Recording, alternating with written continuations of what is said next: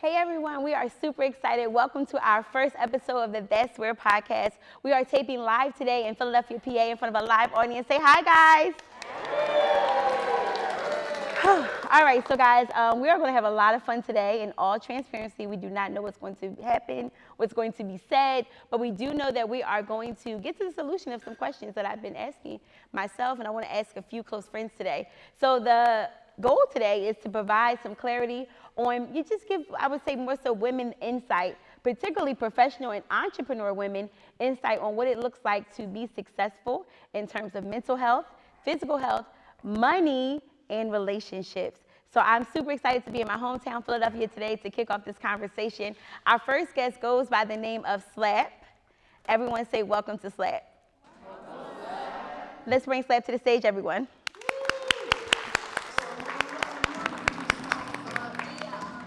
Hey, Slap.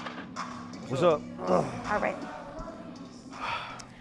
All right, so Slap, it's good to see you up here. Slap, I'm going to allow you to do your own introduction. I will say this, you've been one of my closest friends, and I wanted to have you be one of my first guests because Slap has his own very, very popular podcast. You make sure you tell them what it is, but some may already know. And I'm going to be honest with you. He was the first person to ask me to do a podcast interview when I started my brand as a student loan doctor. Now, I should do what he did to me, okay? What? You remember what you did? So it was going real good, y'all, like real professional. Questions about the brand, the business, and then it's this 30-second remix. We are not going to do that to people. And I looked like a little deer in headlights. It was about sex and kinky stuff. I mean, I don't even know, y'all, how I answered. We should just go back and look. Did pretty good. I was still diplomatic, was I not? Yeah.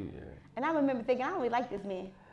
But we grew and we have a really great friendship. And I think that his podcast now has evolved. It has changed. I do want you to talk about that. And you do a lot. You have a lot of different hats. Yeah. So you got to decide which hat you want to wear today. I'm gonna wear the professional one today. We don't want that. Okay. Okay, well, good. All right, so I only have one rule. The rule that I have for this show is that I want you to act like it's just us in the room talking. Oh, okay. Now, don't be worried. There may be millions that watch this show one day. It's close to about 75 people here today, so I think we're amongst good company. So introduce yourself, and then we'll get into some questions about you. How everybody doing? My name is Slap. My first name is John, but I go by Slap. I'm not gonna get into how I got that name because I changed my life. So, but I am a father. I'm an actor. I'm a writer, and I am a podcaster as well. And that's I forgot who brought you on to the podcast. D. Oh yeah, the comedian. Yes. Comedian. So that's how me and Sonia met, and that was over like 2015 or 14 or something like that. Well, let's see. No, maybe like 15, 16. Yeah, 2015. Yeah. It was 2015. Yes. And that's when we met. I've been acting for about 18 years. I've done 3 one-man shows. 2 of them was in New York at a theater on Broadway. I was extremely happy about that. It's hard to get people in Philly to come see you in Philly. Yes. So I had 3 sold-out shows in New York. So that just, made me feel extremely happy because, sometimes your folks don't support you unless you are a celebrity. So, but I was grateful for that. Sonia has always supported me with everything that I've done and everything that I'm about to do. So, basically, that's just me. So, y'all, he did Broadway, and I have to say that one thing I appreciate about you is that he will come up with a vision and he will execute the vision, and people will support it. They may not. I think you do pretty good though with support. It's growing even more so. I don't have that problem. And even if I do, I don't even. I used to let that bother me. Why this person not coming? Why that person ain't coming? But the main focus should be on who shows up for you, and that's what I stopped worrying about who don't come, and I appreciate the people that do show up. I'm in this season as well. So we're going to ask a few questions to learn a little bit more about you. But the reason why you are here, as will be in future shows, is that we have a segment called the Big Brother segment. All right. Think Kevin Samuels, but nicer. Could you do that? Me? No, not you. Don't know Kevin Samuels. Well, let's back up. And I know the comments are going like, Kevin Samuels. One of the things I appreciated about Kevin Samuels, God rest his soul, was that I thought that he was always honest, even when it hurts. Yeah. And I think his delivery sometimes is what did not allow people to really receive the message that he was trying to convey. So my goal with this segment of the show is to ask some questions about relationships, women as you may see it. This is all your opinion. But I want you to be authentic and honest because something you may say today may make a light bulb go off for another person. Good? Yeah, I'm okay with that. All right, but before we get into that part, I want to learn a little bit more about you. So, Okay. what motivates you? Is it money? Is it happiness? Is it stability? Like, what's your motivating factor when you wake up in the morning? My family. Your family. Yeah, my family is my motivation. My mother, my daughter, my mom is like my biggest supporter with anything that I do. Sometimes I'll do something and I know it's not right. Like I might make something, cook something, and I know it's bad. My mom is not going to tell me it's bad. She's like, "Oh yeah, this is good." I'm like, "You know, it's too much salt in here." Right. So, but everything I do, I do for my family. A lot of people, they look up to me and they believe in everything that I do. So Right. that's my motivational drive right there. It's my family. Let me ask you this, and you can get as personal as not. It's up to you. I know you, and I know you've gone through a lot in the last year in terms of losing people. So, and I will say that everyone in their lifetime will have a season in which they experience great loss. But I'm going to say this: the way that my friend here, Seth, has been on my prayer list will probably be above anybody in this room because he has experienced such tremendous loss with a lot of different friends and family member. It's almost like it was been back to back. Yeah. And then I really just have been checking on him about in terms of his mental health because he still has to be a father. He still has his career. He still has a great career that's offline, right? That you Right, work yes. through. And he does it, in my opinion, with a smile. And so I'm like, are you okay? This is a lot. So what would you say, like, how do you think you're able to be so resilient? Because that may help someone here today. I was brought up in the church, so I always had strong faith. 2022 was the roughest year of my life. I've been to 8 funerals. I lost my pastor, I lost 2 of my best friends, and then I lost my dad. And then my daughter lost her great grandmother, and then her husband, he passed away. So I've always been, of this belief of, just believing in God and, things happen for a reason. It was rough for me though. I was that friend, like you said. Check on that friend who is always smiling. The friend that's always smiling sometimes is the friend who is always going through something. I had a friend who committed suicide a couple years ago, and you would not be able to tell that this girl was going through something. She had the brightest smile. She always was smiling, and she seemed to be so happy, but she hung herself. And nobody knew what was actually going on. So I try to tell people, even like, and Sonia is that friend. Like she said, I do it with a smile. I am doing it with a smile. My mother is the strongest woman that I know. And even while my dad is laying there and he had the tube in him twice, my mom is just breathing life into everybody in the family because everybody is sad, everybody's crying. And my mom's sitting there like, it's okay, your dad is going to be all right. I couldn't see that, but my mom did, and even when he passed, I understood what it was because even if my dad would have survived, he wouldn't have been his normal self, so I don't want him to be around as a vegetable and things like that. So I would tell people to definitely check on your friends, the ones that you think is the strongest, because I was that person. I felt like I could handle things by myself, and I couldn't. I started seeing a therapist. Well, I was already seeing a therapist before that, and that's another thing too. Like black men, please don't be afraid to talk to a therapist. I thought I could do it by myself, and I couldn't. In my very first therapy session, I did all the talking for 45 minutes, and when I walked out of there, I felt like a new man. Like, damn, if I would have did this 10 years ago, I probably would have been a better individual for everybody that had came into my life.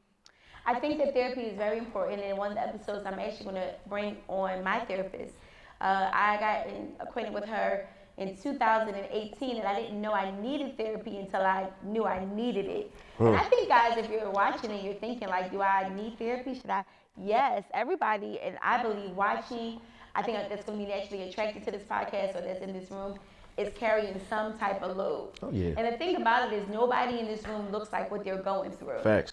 Nobody that's watching probably looks like what they're going through. I know I don't look like what I'm going through. But the thing is, sometimes raise your hand if you're the strong one. You're carrying somebody, something. Even outside of your children, you probably are the person that they call and ask for money, the person they call and ask for advice, the person they call and expect is going to show up. Like, you're the person. And I think I realized I attract other strong people, like other strong friends. I feel like we need our own support group. Yeah. Maybe this show will turn into that. But I want to go back to one thing, and then I want to get into some good questions for the Big Brother segment. But I wanted to stay right there. You talked about therapy for men, right? And do you feel like that men are comfortable going to a therapist? Do you think that they are ashamed? Do you feel like this is even a conversation that comes up amongst your friends that you feel like you can have with them about therapy? I think you got to get to the point where you want to get help. And that's where I was at. Like, I always thought I could self-medicate, and I'm a self-motivator, but, with certain things like dealing with grief and stuff like that, I thought I could handle it myself. But you can't. But you have to get to the place where, what I'm doing is not working. So what is plan B? And plan B for me was to allow myself to see a therapist. Now that comes with allowing yourself to be vulnerable. I'm a guy who is consider myself to be super macho, so I don't like to be vulnerable. But I know that's a place that we have to go sometimes in life. Vulnerable, let your pride down, and get the ego out the door. And that's what I had to allow myself to see. Like, all right, I can't do it. What I'm doing is not working. It's about to put me in Friends Hospital. And I know what they do with people in Friends, and I don't want to go there. Right. So I had to get myself together and allow myself to sit there, and like I said, I did all the talking, but I felt so great. Like, I felt like a new person getting on that elevator and walking outside, and I don't even regret not going when I should have went. Everything's happened in its divine time. So I was supposed to go through what I went through in order for me to understand how much help a therapist would be for me. Yeah. So I have to say this. So Slap and I got reacquainted in 2018. And I want to say, Slap, I'm really, really proud of your growth. I'm watching and listening to you. I'm like, this is not the same person. Yeah, I was a whole nigga. Yeah, I was a whole nigga back in the day. I'm like, Slap. So in 2018, I was coming out of a very toxic relationship. And I almost didn't want to be toxic with the friends that knew me best, and most of them are in this room. And to be quite honest, some of them didn't want to hang out with me either at that time. I forgive you. So what happens is when you're toxic and you don't know that you're toxic, you just wind up finding other toxic people. So I found Slap. Dang. And I did. Damn. And he was a safe toxic, Like the safe toxic. Wow. Because I had a comfort in him from before. We weren't friends like that yet. And then I just kept seeing him for karaoke. And so karaoke at the time was very much therapy for me. And this is how my life would go. I was doing student loan doctor stuff, teaching all day, all night, class in like 10 o'clock. I'm telling y'all, my shoes would be at the door, and I'm headed out to karaoke. So, and the thing is, we were like chasing karaoke's around the city. Tuesday, Wednesday, Thursday? It was Monday, Tuesday, and Monday, I think Tuesday, Wednesday. Thursday? Yeah. We did have a day off. Yeah. I think it was Wednesday. Yeah. Yes, because Wednesday's the team meeting. That's good. All right, so Mondays, Tuesdays, and Thursdays, I would see him, and then we started to have like a little crew. And you can sing, and my other people in our little crew. No, I can't sing. Well, I thought you could, because No. You know what? Maybe that was I'm an actor. Yeah, he pretended to sing. Yeah. And I feel like I can sing if you just pretend with me. Right. So anyway, you always make me feel like I can sing. I do appreciate that about you. And we would just, I feel like I was listening one time. I remember I was like quite on. And I was listening to all the songs that my friends were choosing. And I'm like, we are really toxic. We are really Oh, all the I mean, we karaoke wanted to edit this. songs. We was fucked up, like. And so somebody's going down with Mary J. Blige. One is singing all the music Soul Child songs. All music Jaws. All the Tony All the Braxton. Tony Braxtons. And you know what? We stayed in that place. I'm gonna say we were together for a solid like 6 months. Yep. I think when we started to like get our own little therapy going for our individual selves, I might have had started therapy first. One thing I was really nervous about was that I was just concerned that what was happening in my personal life was going to affect my professional life and my money and my payroll. And I remember I met, her name is Dr. Biko. She's a therapist to different celebrities. I'm like, well, she can handle my stuff. I ain't a celebrity. Like, this will work out. But I needed that high level of discretion that she provided. And I remember she had told me what to do in terms of like some assignments. We got down to the root of some stuff. We would pray at the end of it. And I told her, I said, I think I got to slow up with going to karaoke with my friends. Because karaoke for me was therapeutic, but not in a positive way. Right. But I remember thinking, well, I don't want to lose my friend Slap. Because remember, my brain is associating him with alcohol and singing fun or sad songs and cracking jokes on people. But the point is, we got through that. We still have our friendship. And I just had an opportunity to watch you evolve over the years into a more healthier version of you. So let's give him a hand clap. I'm very proud of him. I'm looking right here from you. Okay, sorry, we got to go into our next segment, the Big Brother segment. This is good. So, Slap, I really admire you in a good way. Maybe not so good. So one of the things I always appreciate about Slap is that you dating still, right? You date. Oh, Lord, he's going to clear him up now. I see what's about to happen. Oh, yeah, I'm dating. You sure? Yeah. So if somebody watched it, they say it's okay that you said you're dating? Yeah. Are you single and they're in a relationship? No, I don't. Okay. It's a lot of that going on. No, none of that. So None you of that. single? Yeah. Are you yes. sure? I'm sure. Today is April 30th, 2023. Yeah, I'm positively sure. I ain't hear what you say. You saying that while I was speaking of. Today is April 30th, 2023. Oh. Are you single? Yeah. So you're good with these questions we're about to get into? I'm good with any question. Okay, so let me ask you a question. Why do you think you're single? Let's start there. I'm single by choice though. Okay, well it's always a man's choice. Yeah. No, well I mean yeah, that too, but I feel like I haven't. Well, no, I'm different than I was. How I thought about relationships last year, and I think that had to do with everything that I was going through. But now, I had to do a lot of soul searching. The hardest thing for me was looking in the mirror and seeing the individual that I was and how that individual hurt people. I regret hurting people along the way of me growing into this person, but that was just how my life was written out. You know. Do you think there's anybody that you owe an apology to in this new version of you? I don't think I owe anybody. I've already apologized though, so if they didn't get it, they didn't deserve it. Okay. Yeah. So if they're watching this and they didn't get an apology. That's on them. Okay. Yeah, that's on them. I just want to comment below. Maybe we get an apology over to you. Not about me. Not about Let me me. ask you a question. So we are here in Philadelphia. What do you think about the dating scene here in Philly? Now, you guys can't hear this. Dating is. This, but the audience just groaned really loud. Dating is rough. I mean, it's rough for both sides. For men, dating women. Well, yeah, but for men, I think social media messed up a lot of things because I feel like nobody is their natural self now. I just think everybody in Philly just feels like they're a celebrity. They want celebrity status.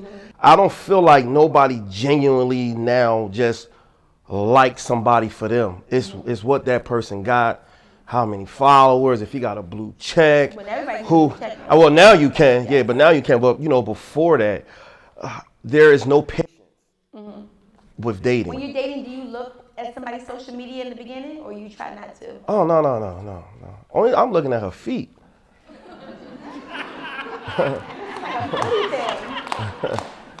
This is really a Philly thing. Like Man, a she lot can't of have bad feet, man. Go straight to the feet. Feet and teeth. Okay. We can't go to the beach if your feet jacked up. No. So it's funny you say that. So, I moved to Miami last year, and the first things I did when I moved there, because Miami reminds you of how pretty you are or are not. It's a Kevin Samuels moment. I was like, you a 3. No, y'all stop. Cut the shit. To Miami, these women are carved out to perfection of their version of Miami. But it's I fake. ain't no 3 in real life. I'm just saying, like, when you get there, oh, y'all gonna be honest or not. When you land in Miami and you see what going past you, you be like, well, how much did that look cost? Like, everybody looked like they went to the same doctor. And so let me just say this. One of my sorority sisters, she saw me, she said, oh my God, you look good, you've been coming down. You got to walk and exercise when your ass lay there. Because I am out there in a market, and even if I'm just moving around, I gotta feel my best self. And I'm not trying to be funny. I will say when I lived in Philly, I was all right. I was, and I woke up like this. I was gonna pull 10 a day just regular with a sweatsuit. Miami is a little different, you know what I'm saying? I think it's a lot aesthetically a difference in Miami. So one of the first things I did when I got there was I put out over $15,000 in my teeth work. So there was a lot of work that I started doing on my teeth. Smart. Now, again, if you knew me, you didn't say I would have bad teeth, but I also had a lot of teeth that were missing, because when I was in college, they would like pull teeth but not replace your tooth. And I'm just telling y'all what's going on. I had the welfare insurance back in school, okay? And I didn't know that when you get a tooth pulled, you're supposed to like restore bone, to put like an implant in. But these things don't occur when you don't got the best health, what's it called? Dentist insurance.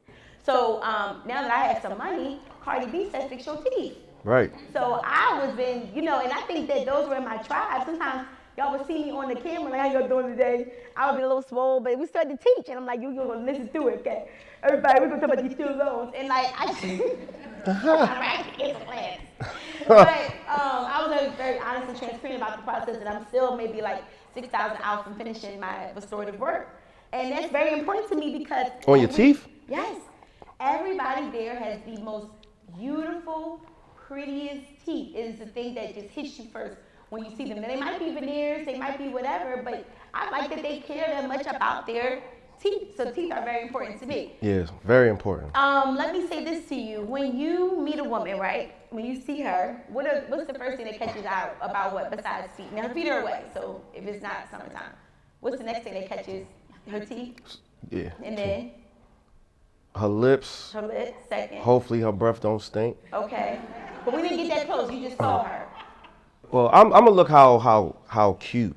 Her face is? Yeah, her face, yeah. We're going to the face. Yeah, we're going to. Well, if she over there, you saying she over there? I'm looking over there. What about her body? I mean, I'm not too picky. I mean, because we're in Philly? No. I'm not. No. No, because. No.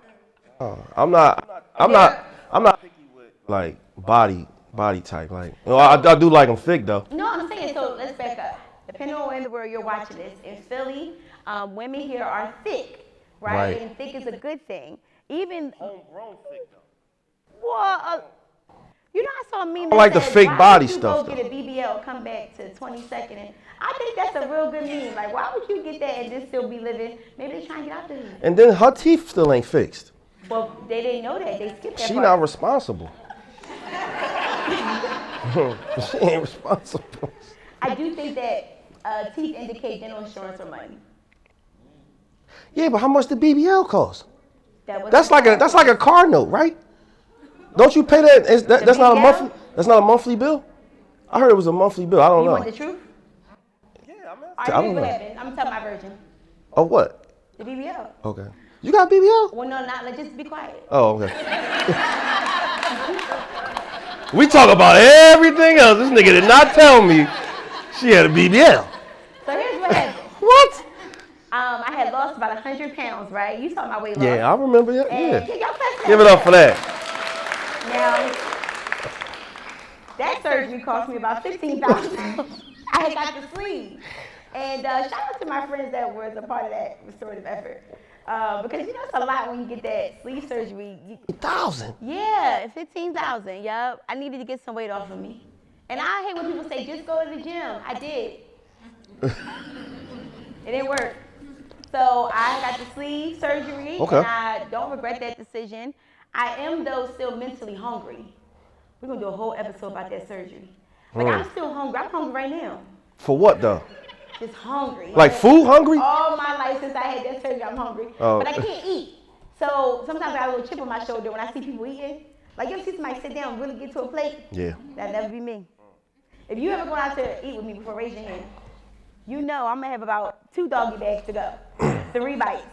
It's very frustrating. But anyway, let's get back to it. Okay. So what happened was I had, especially in the pandemic, I was doing all this walking, bike riding. I had lost all this weight, and then I had a little flat.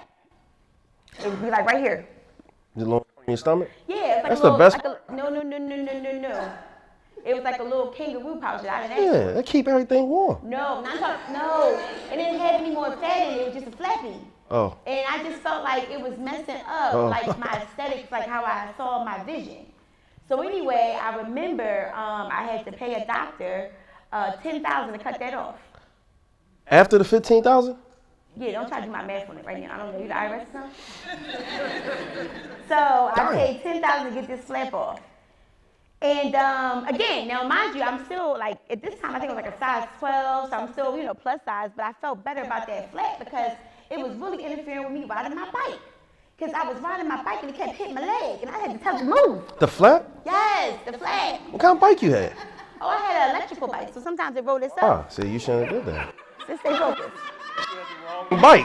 No, the point is, Bike. I just wanted it off, so I felt like it was like the fanny pack that never could come off. But I got it off. Clap for that, I got it off. Clap to the fanny pack. Damn. So what happened was, when we got there, I said, hey, I got a question for you. And this doctor, I don't know if I should say who he is. Oh, is this okay? Say No, it. it's not. I think he's being investigated. Okay. I said, listen, do you think that we can finish God's work? Wow. And he said, well, what do you mean? I said, well, here's what happened. I said, when God was creating me, he had got a phone call. Think something was going on. I was born in 87. Who What called happened him? around that time? Who called him? We don't know. Rodney King was getting beat around that time, right? 87, Did Rodney King get 87? beat in 87? What year was that? Somebody comment tell me so I can put this in my story. The point is, there we go. All right, Now that's I what got a call. Hello? So just imagine him creating me, and then like what happened was, when he had got to my butt, that's when the call came in. Ah, I got you. So I used to have a really long back. I don't really have a butt. Got you. So what happened was I said, listen, I said we should move some of the front stuff To the back. to the back. Now it has to look like, because remember this is a pandemic, y'all didn't see me that much. So I said it has to look like I've been walking and something developed with that muscle. I say it has to be very real. I wanted to look like I did some squats. And I wanted to look like if I put the right pair of pants on, it's something really happening. Okay. So he said, that's going to be another 10. 15. Stop adding. So I said, okay. I said, so Okay. what is it going to come out like? He said, I'm not sure. He said, you have a really, really long back. True story. Long And the only people back. that really know this is true story is the ones that was in the room with the health care helping me. Okay. So the long story short, this was a very ghetto situation. I actually got my surgery done. I call this restorative work during the pandemic. Now y'all know that's not legal. Remember all 9 needed surgeries were supposed to be canceled? All that, yup. No, sir. Let's add another 2 for your discretion. Again, y'all looking at me crazy right now. I saw a lot of judgment in this room. So the point is, it allowed me to I feel like I would not regret anything I did. Now, I will say this, a lot of people don't know this, but I was really, really, really sick. I spoke at Greg Big Business's event in AC. Some of you guys were there, and that was in front of like thousands of people. My team was there too, and I needed them to literally almost catch me as I got off the stage, because when you get that surgery, you know how they like to fill up the little pockets and all that, the fluid, and I remember the way that stuff was timed, I wasn't going to have enough time to empty the bag. It was a lot going on. What? And yeah, this is crazy. This is what So women do. it refilled while you was on stage? It was filling up while I was on stage, yes. And I had my little compression on top. And I looked snatched up. We should like insert a photo into this when we did it on the YouTube. But anyway, the point is, I will say this. The reason why I went through all of that and all that surgery was because as a pseudo public figure, whatever you want to call this, I know that I have to be comfortable to stand in front of thousands, one day maybe millions, and I want to see the version that I see of myself. And I just feel like, why, you know, like, God got a phone call. That's not our fault. Like, we should help him. I like that. And that's why I feel like he created surgeons to help his work. All right, anyway, let's keep going.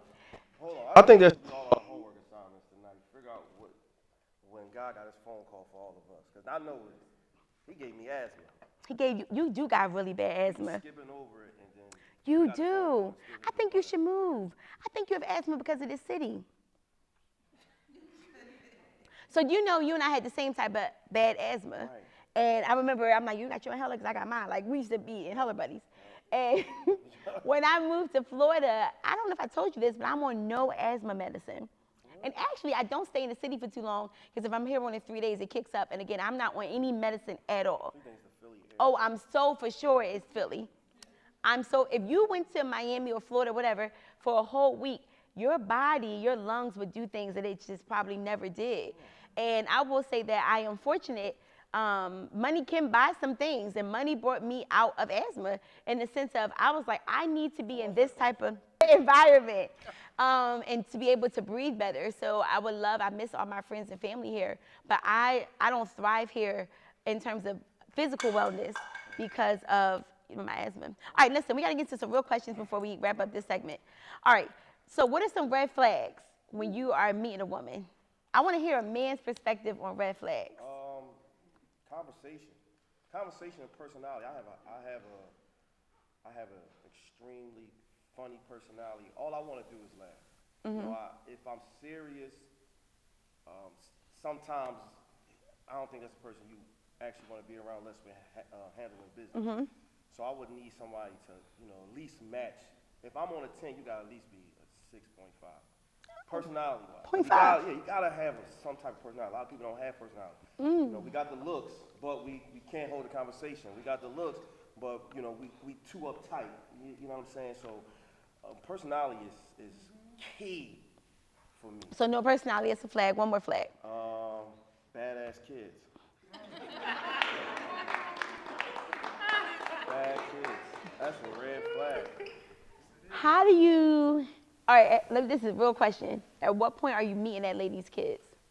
If she has children. Well, I don't want to meet nobody's kids until we know that, we are serious, and this ain't even 6 months. This is probably like a year in. That's what I was saying earlier. There's no patience in this era. Like, people are meeting kids 2 months in, hanging with the kids. Like, there's no way. There's no female that's meeting my daughter within 3 months. There's no way. Because it's very true about you. The girl I meet 6 months after, in my daughter's mind is, well, my daddy was messing with her. And then that will affect her when she get older. So I will say one thing I appreciate about you, I knew that our friendship was changing in terms of being real friends when I hung out with you and your daughter. I know you let nobody meet your daughter, and I know your daughter is not a community daughter because she was very, very sweet. Yeah. And I feel like you can always tell when somebody got a lot of people around their kids because they're not of good etiquette. They're like almost immune to people coming and going. Yep. And they even a little sassy, like they, because they're probably like another, that's real. All right, so when you find out the kids is bad, what you gonna do? I'm out of there. I ain't got. But you didn't put all this time in. That's like 6 months, right? Listen, I'd rather leave within a year. Oh, a year? Yeah. You just gonna leave in a year? Her kid ain't gonna get he gonna stay bad. That nigga ain't gonna get good 2 years later. He stay bad all this stuff.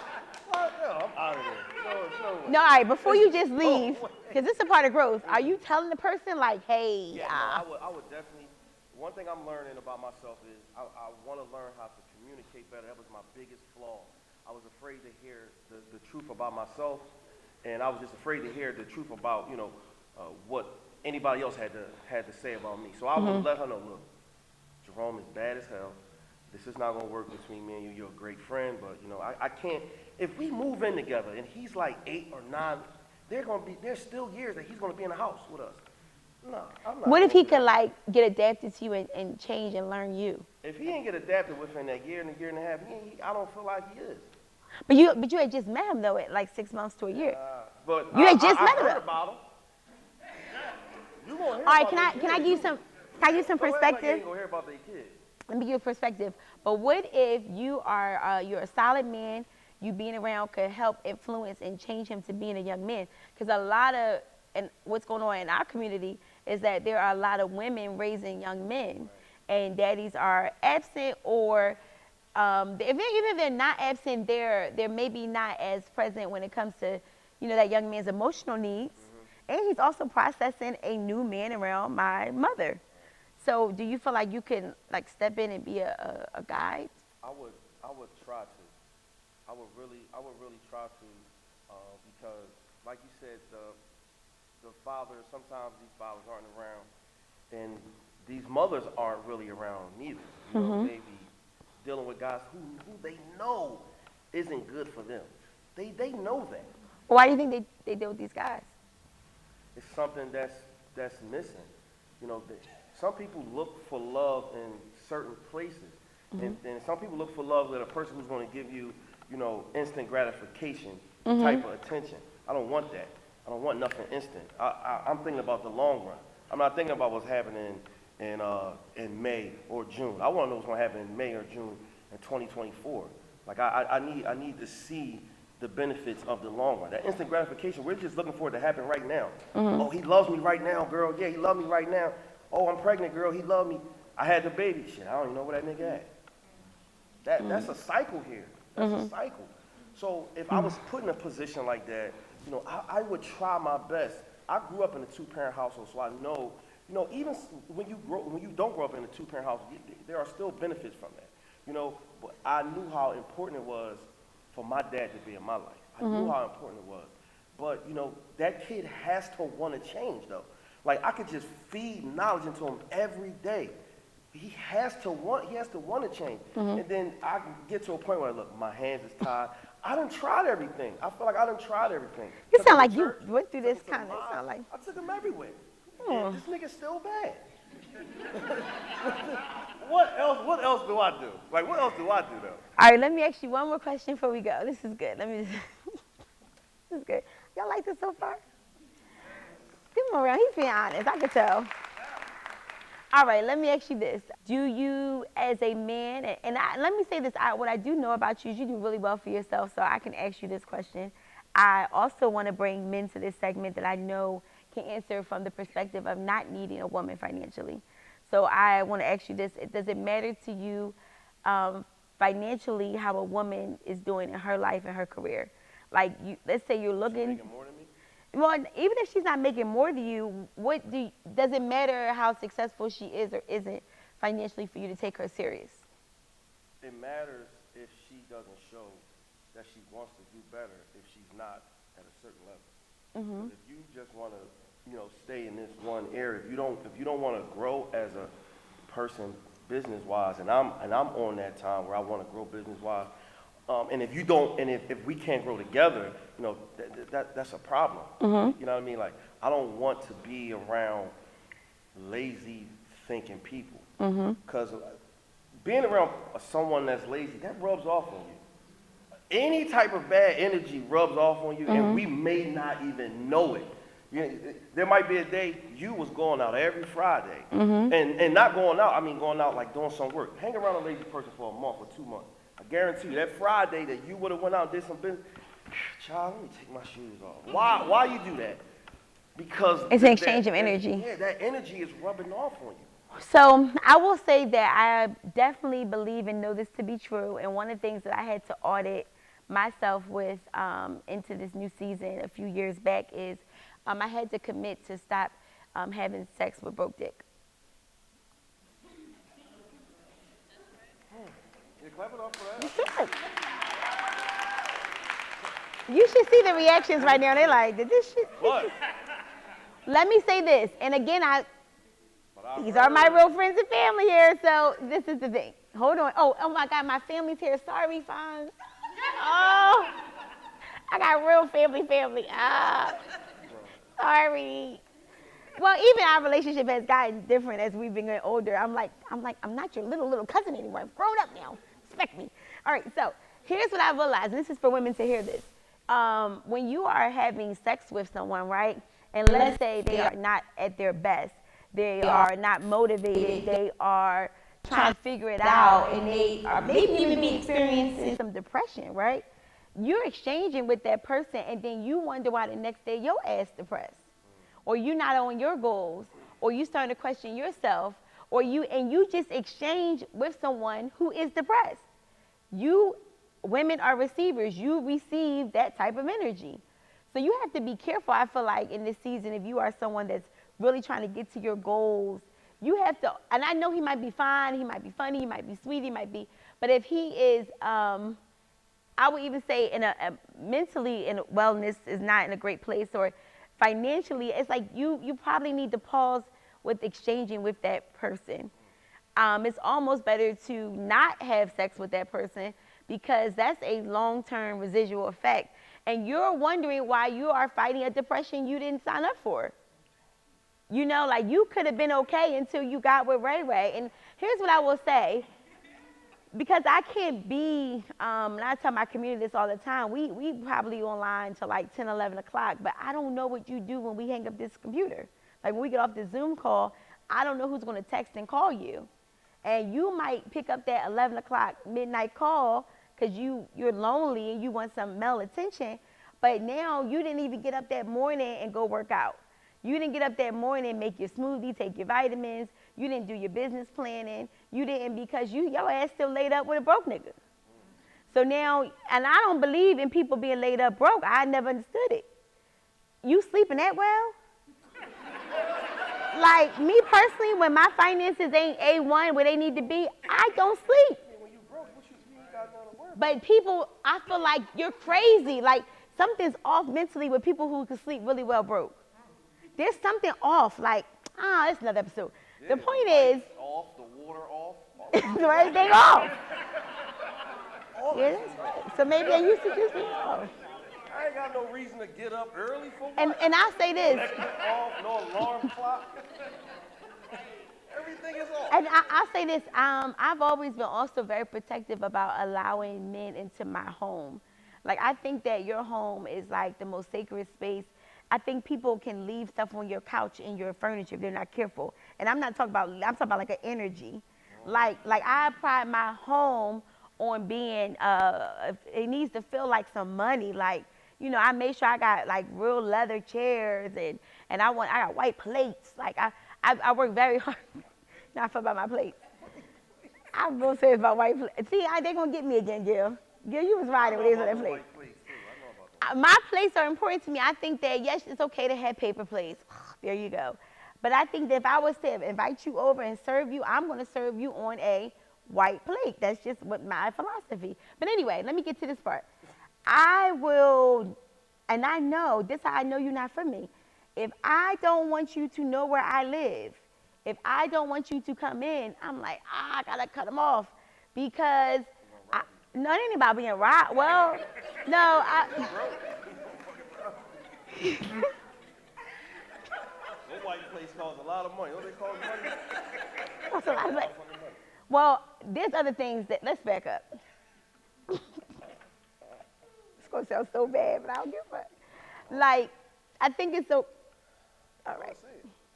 So I'll say this. I think that before somebody knows where I really live, I would have to have made a lot of decisions about them. I even need to know where they live. I might need to know your social. Because I think that, like, you can't take an address back, and that's where I lay my head. And as a single woman, I do think about, like, that type of stuff. Like, I'm not looking for a good time at my house, if that makes sense. We're just not. I will actually play like I don't really ever have a home. I'm just between houses right now. And then what's parked at my house, there's a Lamborghini parked there. That already sets a conversation. If somebody doesn't know me by way of social media, you pull up or you go in the garage, you grab something, you see a Lamborghini, there's a whole nother conversation to have. You got a Swallow? What? What's that? Like a little beater car? Like Did I have one? Like a celebrity. Oh, a Spider? Celebrity, yeah. Shit, I ain't never Spider when I Spider. Drive around there? Let me see what I got. So If it's over 50,000, it's not a Spider. You got a Buick Park Avenue anywhere? in Florida? Yeah. No. I have a Jeep, I have a Jeep. What kind of Jeep? Not the Lamborghini. No, a Jeep. A Grand Cherokee? It's a Wrangler It's the big one though, right? with the big tires. Yeah. All right. That's not a squad. But go ahead, continue. I'm sorry. Well, why would I ever drive in a squad anyway? I'm just saying. But why? I'm not gonna do that. I would. No. I would definitely have me a squad. No. So here's the rule of thumb. If I am going to the market or something, I would take the Wrangler Jeep. If I'm going out amongst Miami, I would take maybe my Tesla or E-Class. And if I'm going to an event, I'll take the Lambo. This conversation sounds really pretentious out loud. No, don't clap for it. But it's a good thing. Because I got some friends in here that was with me when I had an Altima that only would start if I turned it. What was that red car you had, the burgundy one? That was the Camry? Camry, yeah. Oh, you met me when I had the Camry with the bumper. Remember I had to tape the bumper? Actually, I want to say something. I've come a long way. Shit, I had a Camry. Let's talk about that. Yeah. All right, I had an Altima, y'all. True story. Camry's good on gas.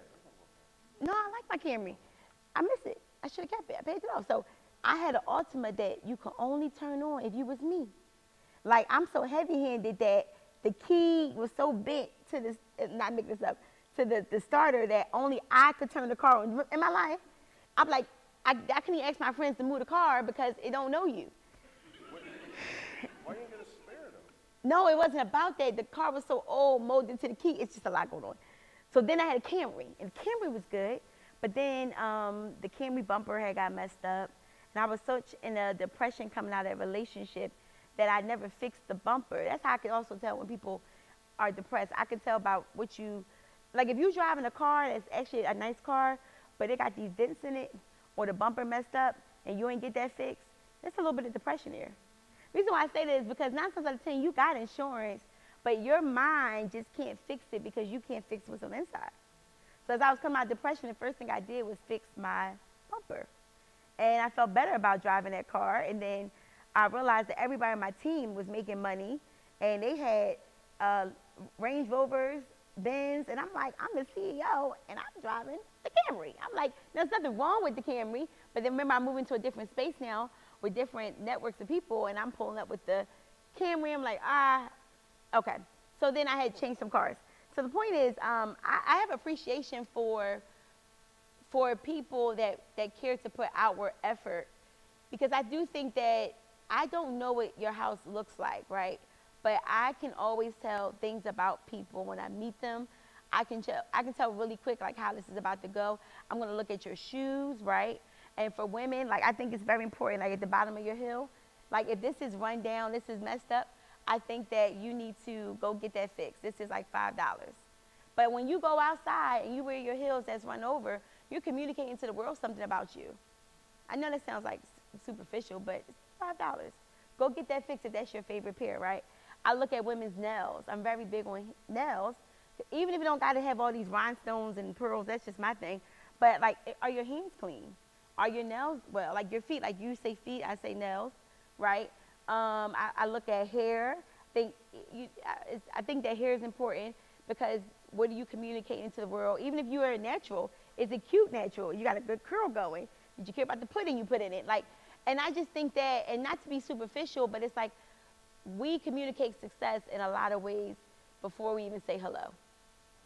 So I just try to be mindful of these things, and I don't always get it right, but I'm a work in progress because I care to be my best self when I'm stepping out into the world.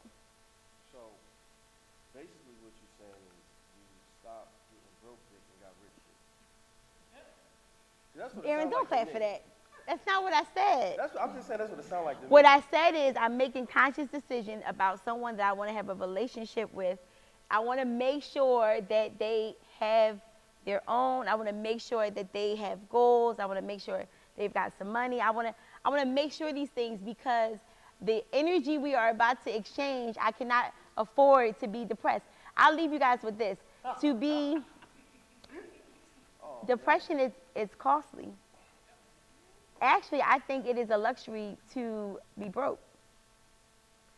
If I have a day in which I just said this yesterday. I said, I know I'll be financially well when I have a day that I can watch TV all day. If I want to sit and watch Lifetime all day, or movies all day and not care about the goal that day, the financial goal that day, I know I've made it. But every day I have to track a goal. Every day we've got a certain thousand we've got to bring in, or the people that you see with logos walking around here don't get paid. And last time I checked, they don't get paid $10 an hour. Every day there is a number that I have to meet, and we're going to get into that with other conversations today. And so every day I have to be my best self. I'm starting my morning off with a little Joel Osteen. I'm only talking to certain people before a certain time because I know you're only going to talk about what I want to talk about. We're going to be positive with each other, and we're going to motivate each other to get to the day. I have to problem solve throughout the entire day, so I can't be sad or depressed. I don't even have a luxury to be upset with a nigga for more than 5 minutes because that depression, upset, which would be an hour, my hour is a couple thousand.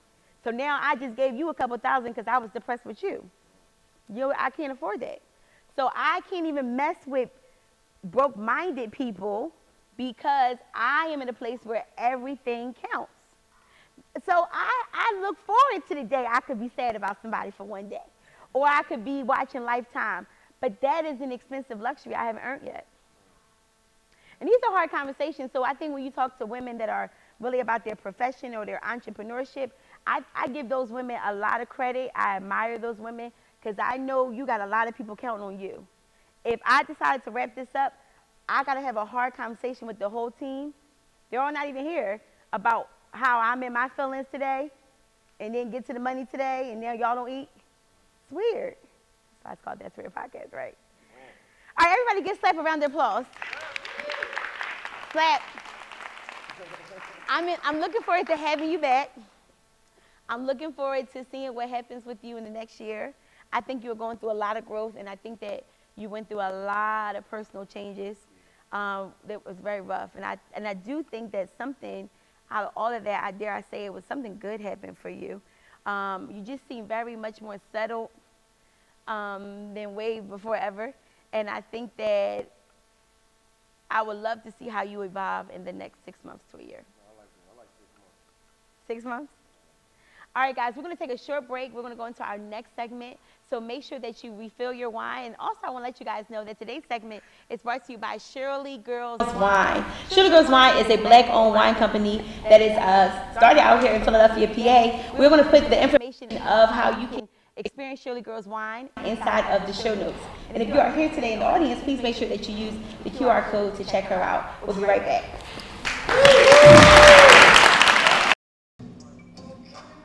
All right, guys, we are back. Thank you for taking a short break with us. Hopefully, you have refilled glasses. And again, today's podcast has been sponsored by wine. And so we will make sure that you get the information about her wine, a black-owned entrepreneur here out of Philadelphia, inside the show notes so you guys can support her. All right, so we are back for our second segment. I'm so excited. I have one of my good friends and mentor here, Shani. And guys, to tell you the truth, she's really successful with a business called Dolly's Boutique. And like a whole year I call her Dolly, then one day she snatched, like, my name is Shani. I'm like, well, you should say that. So we have established, I've updated her on my phone as Shani. I would like for her to tell you about herself. And you're very, very important to this segment because one of the goals that I have is to interview other professional women that have been in entrepreneurship for a long time. I want you to get into that. And I want to talk about what that journey looks like and talk a little bit about relationships if you allow us to. And I hope that today you are comfortable in your authentic self. We're just in front of a few thousand. That's good? That's good. All right. Please let the world know who you are and then we'll get started. Well, my name is Shani Newton. I'm the owner of Dolly's Boutique. Also, I'm the CFO of Newton Real Estate and also the president of my nonprofit, SBG. Born and raised in Philadelphia, educated in Philadelphia schools, went to Temple. I'm just a native Philadelphian. And I'm thankful to be here with you, Sonia. Thank you for saying yes. Yes, like, of course. She's so busy. I don't know if she's going to have time. She went ghost for like 3 days. And then she was like, I can do it. I would love to. I'm like, oh. All right. So here's the thing. You have not always owned Dolly's Boutique. You have been in the game of entrepreneurship for over 25 years. Let's give that a round of applause. It really does give me great encouragement. I'm going into entrepreneurship into year 8. And I didn't think it would have been this long. I'm going to be honest. I thought around year 2 or 3, I was going to go back to work because entrepreneurship is like a roller coaster.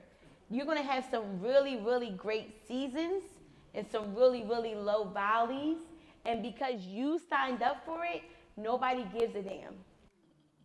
There's no one that outside of me calling you or a few others I can really talk to vent because, again, you signed up for it.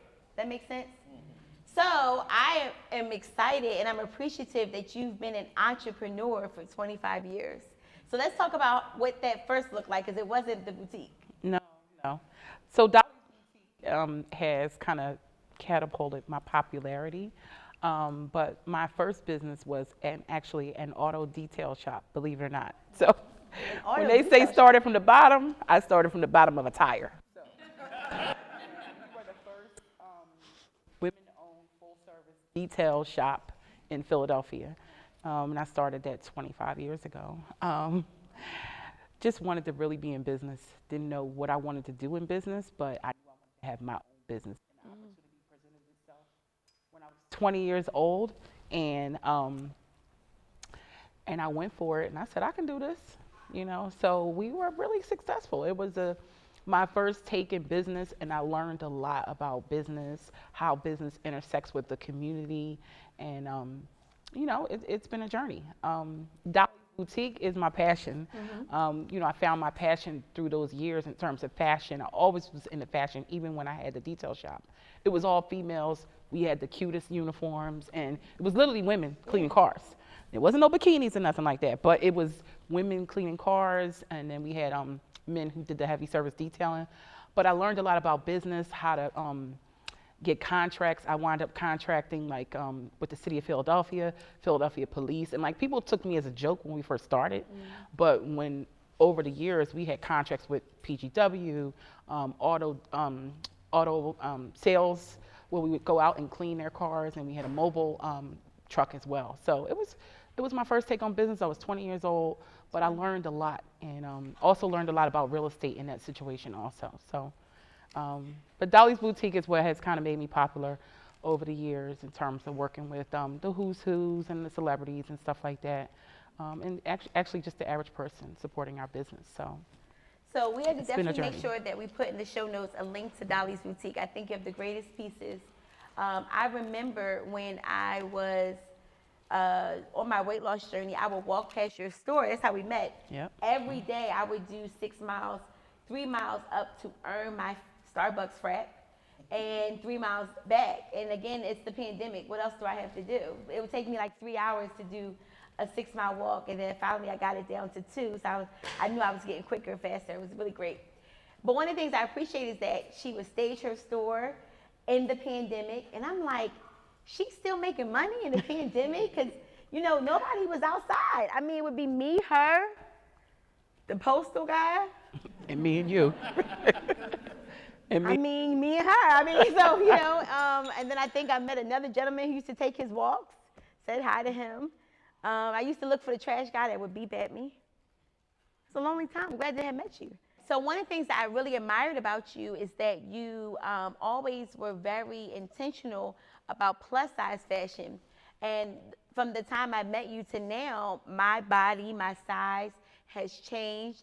And I always felt very comfortable shopping with you because as I was going through a lot of physical changes, I needed someone to say, I think you should try this for your body shape.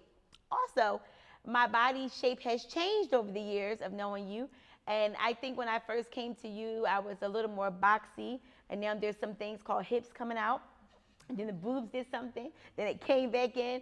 And at each way, I need things all the time for speaking engagements. She's always been very mindful to tell me, that looks good. Or I wouldn't do that. I don't think that's going to look right. Whereas some people would just send you on your way and they don't care what you buy. So thank you, if I've never said thank you, for making me always feel very confident for whatever stage that I have hit. Most of the pieces, and I do got to do a better job about this, are from her boutique because I know where to go for the nicest stuff, and I know I'm going to feel confident once wearing it. So let's give her a round of applause for just being a superheroes wear invisible capes. Absolutely.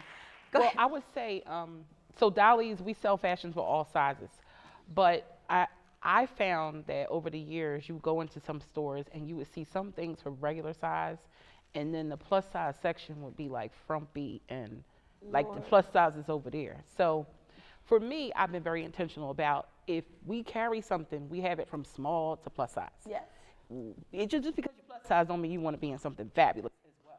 You know what I mean? So we don't sell no frumpy clothes. If you're looking for that, stick to Burlingtons and all your other places like that. But Dolly's, if you want some show-stopping pieces, whether you're a regular size, extra small, or if you're a 3X, we're gonna put you in something really fabulous. So, and I only deal with vendors that sell regular and plus in the Right. same pieces. So. And I have appreciation for that, because you ever pick up something and be like, that's so cute. It's only a small. Mm-hmm. I'm like, can I fit that? Can I?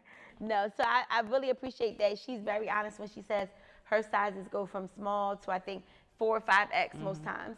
And then if you just get there late, maybe it is just a small, but I know she did start off with like all pieces. So her deliveries come on Thursdays. Okay, see?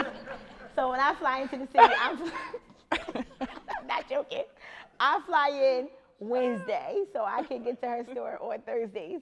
And I will say, you know, and one thing I appreciate about her is that she always looks out for her customers. Like when I found Dolly, I felt like I was spending so much money with her, but I felt okay about that because I appreciate her hustle, her customer service. It's an experience. You get your wine or your champagne when you go in. If you want a private experience, you just, you know, let her know ahead of time.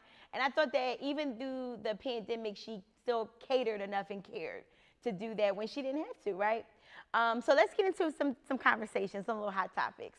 So one of the things I was very interested about bringing you on to this conversation is because, you know, you and I talked, and when we really connected when you came down to Miami, and I appreciated you coming. I'll say this, since I've moved to Miami, I really appreciate my friends and family who have taken the time to come. A lot of them are here. Thank you guys for visiting me, because it is very difficult to explain this, but you can feel lonely in a new city, even if you are somebody. Like I thought, oh, I'll just make some friends when I get there, and then it hit me. I don't want no new friends. And I do want some new friends, but in the sense of like, I want my girls. And there was a period of loneliness and depression I experienced when I moved to Miami. Of course, I didn't say that online or, you know, tell anybody about it, but I was miserable for like the first few months, because I'm like, if I was home right now, I would be, and then I'm on Instagram and y'all asses at happy hour, like, you know what I'm saying? Log off. I've worked through it. So it did make me have to grow my social network in Miami, because it would be weird to just sit home. I did have to get over myself. Two, I was weird. I didn't know this about myself, but I was weird meeting new people when I got there, because there's this pretense that would come with whoever they thought I was because of social media. And God forbid if I drove a Lamborghini to the event, and I actually had stopped doing that. Let me just pull up with the Tesla or something else that everybody else is driving, because now we can have an equal chance of a good friendship without it being so pretentious. And the other thing is, I'm still from Philly. I don't know if you're going to set me up. Like, you know, now I'm thinking about these things. You know, when I moved to Miami, I stopped carrying my 45 as much, but every day I was here in Philly, I always had a 45. It was just a whole lot. Like, I was going through it initially. So when you come to the city and she tells me she's coming, I get excited. I block off my calendar. I move class if I need to. I be excited about my real friends coming in. So if you guys ever visited or will visit, thank you, sorority sisters. I was so excited. I was like, Brittany's coming, woo! You know, again, if she'd have canceled, probably would have killed my whole life. Because I'm so, don't ever cancel. I'm always excited because I didn't realize how much I missed my tribe until I moved. And I don't think that people have that conversation enough, like, you just okay. And when I remember my girlfriend April had moved there, and I flew in, we were there partying for like 12 hours, and I had to fly back out. But I remember her telling me how much that meant to her, because it's somebody from home that's coming to see you, right? Let me ask you a question. You travel and move around a lot, and you have a lot of, well, let me ask you that. And I don't want to put that word in your mouth. How do you decipher friends? Because everybody is her friend. Everybody, that's my friend. I'm like, no, you're not. Like, but I wouldn't say that out loud. But how do you decipher friends, being that you are very popular for a few reasons? That's a good question. And we just had that as a hot topic at one of our happy hours Oh. at the boutique. A lot of people say that. I meet so many people. One customer told me she met at least 3 or 4 people that told her that I was their best friend. Yes. And she said, I don't know who it was, but she said 4 people told her that I was her best friend. And I think, you decipher, friends. Yeah, I we're am friends. popular, but everybody is not your friend. Right. I think something that I do in my business is that I make people feel very comfortable. So I think it's a balance between sharing some of your life with people when you're in business, and also, doing business with them. So I think it's a level of that you do that makes people feel comfortable and they make people feel like a friend. But at the end of the day, many of them are just acquaintances. My friends can tell you they're very far and few, and they can tell you personal things about me. In business, basically, is what I want people to know about me. So it's good that I make people feel like they're my friends, but in my mind and in my heart, I know that who my friends are, and they are far and few. So it is it's a hard line when you're popular because you know all these people, and they are special to you as well. I know a lot of you can relate in the audience, but everybody is not your friend. It's a level of a personalness with people that are your friends, and a level of what people know about you that can decipher who's your you friend share. and who's not. Yeah, So it's like you have to manage being public but still private. absolutely, absolutely. I would say I'm managing that. I think I'm doing pretty well with it. Some things I think will come out in maybe class conversations that maybe I'm like, I probably didn't want to say or share. We're together all day anyway. What's going? And here's what I will say.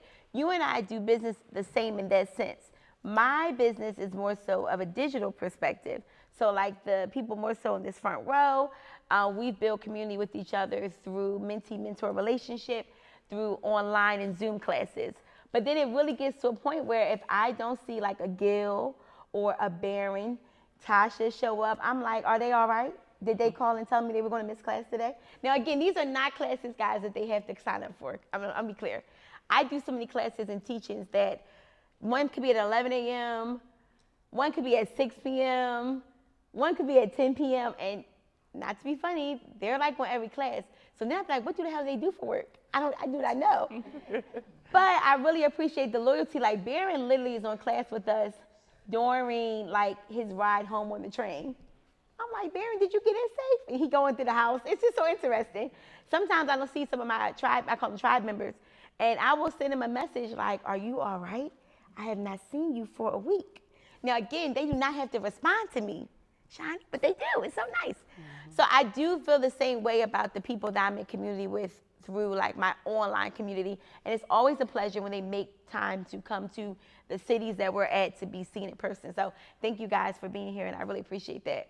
I want to get into some hot topics about relationships. How do you feel about dating someone that makes less than you in a year? Okay, so that's a good question. I think that when you get to a certain point in life, finances is not necessarily the most important thing. Now, I haven't always been here where I am right now, but at this point in my life, let me just say I'm single. I'm unmarried and I'm single. As of April 30th, 2023? Now, I've been single for a while, so my perspective on this subject has changed. Finances weren't always less important to me as they are now. Now, I'm not saying you can't be bringing nothing to the table now, but what I'm saying is when you get to a certain point in life, I'm 48 years old. I have done most of the heavy lifting on my own. I have established myself without a mate. So at this point, is that the most important thing? No, it's not for me. Because it's some things that I can't do for myself, even though financially, most of the things I can do, and I don't need a man necessarily for finances. Not that I don't want your finances, but let's not get this part twisted. But what I'm saying is there's things that when you get to a certain point in life that you can't do for yourself. Oh, I don't need a man. That's not me. I'm not saying I don't need a man. I do, because I don't want to be a man. I lead every part of my life, my family, my businesses. I've always ran businesses. I've always had employees. I don't want to run my personal life, So for me, finances is not the most important things.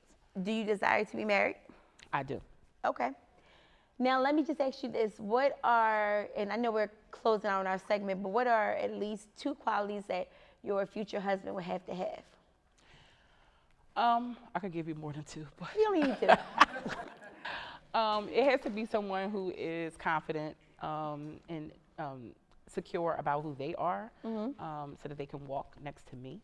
Um, Also, someone who can lead. Someone who can lead. And like I said, it's not necessarily about money. It's being able to lead a family, lead a relationship, and not lead me down the railroad tracks. You know what I mean? You know what I mean? So if you only want two, those are the two most I will important say qualities. dating in this season, what's so funny is I sometimes forget that this is going to sound weird, but that I even have money or the money you think I have. Exactly. Um, I'm only reminded by it by something that person would say or do.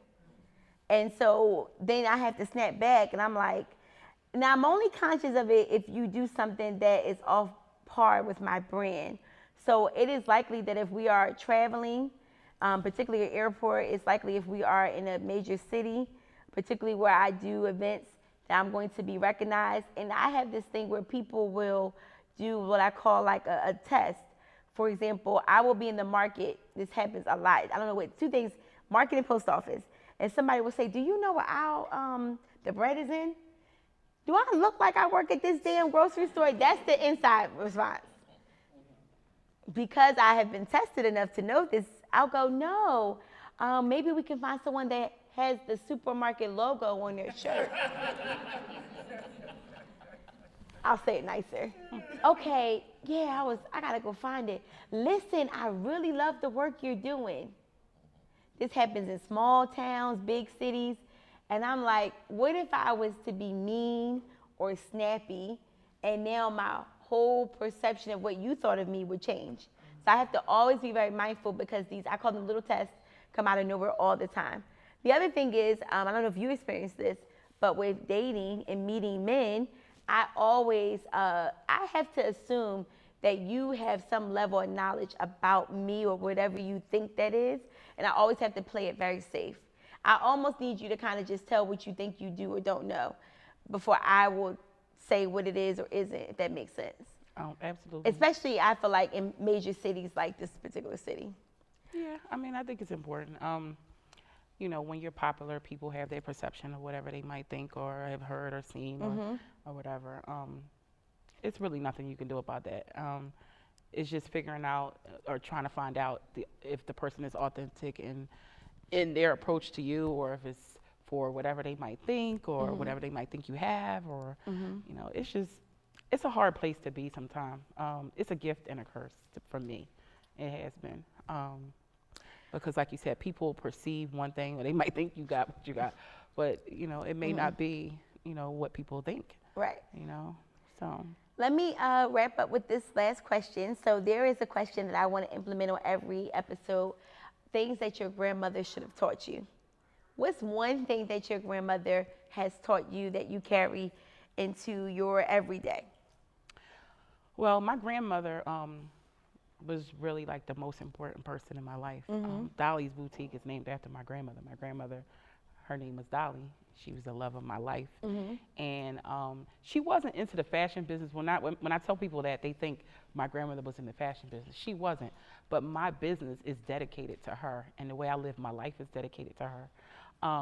But she was a strong woman, and she was independent. She worked hard. Everything she had, she worked her fingers to the bone, literally. And so I think the one thing that she taught me was to just be a strong person, and to push through adversity at any level. And I know that I got that quality from her because I've been tested a lot through my life. So. Oh. So I will agree with you. The reason why I created this segment is my grandmother has been my most influential person. And I think about her almost every day in everything I do. And even when I have a moment of wanting to settle and not do something to excellence, I do think of her. And one of the things that this segment is going to be inspired by is some things she taught. It's like common sense, but not so common. For example, my grandmother was very, very strict on making sure you wore a good bra. Now everybody's That's thinking to important. themselves right now the type of bra they have on. I can see it in your face. Good bras, I think, are essential to success, and I'm gonna tell you why I say that. First off, at this age and stage, I think that women, if you are over age 30, I'm holding you the standard of having matching bras and drawers. You should see his face right now, ladies. Why is this important? This is very important because my grandmother always taught me if there was an emergency and you had to go to the hospital, you would not want them to see you in anything but your best. So that is something that I have to do. Like, I literally cannot function if they don't match. They at this point, it's so OCD they have to match. So, and I'm also a believer that when you get to a certain level of success, you should replace bras and drawers constantly. So I need everybody as a homework assignment. Go home and audit your drawers, right, Baron?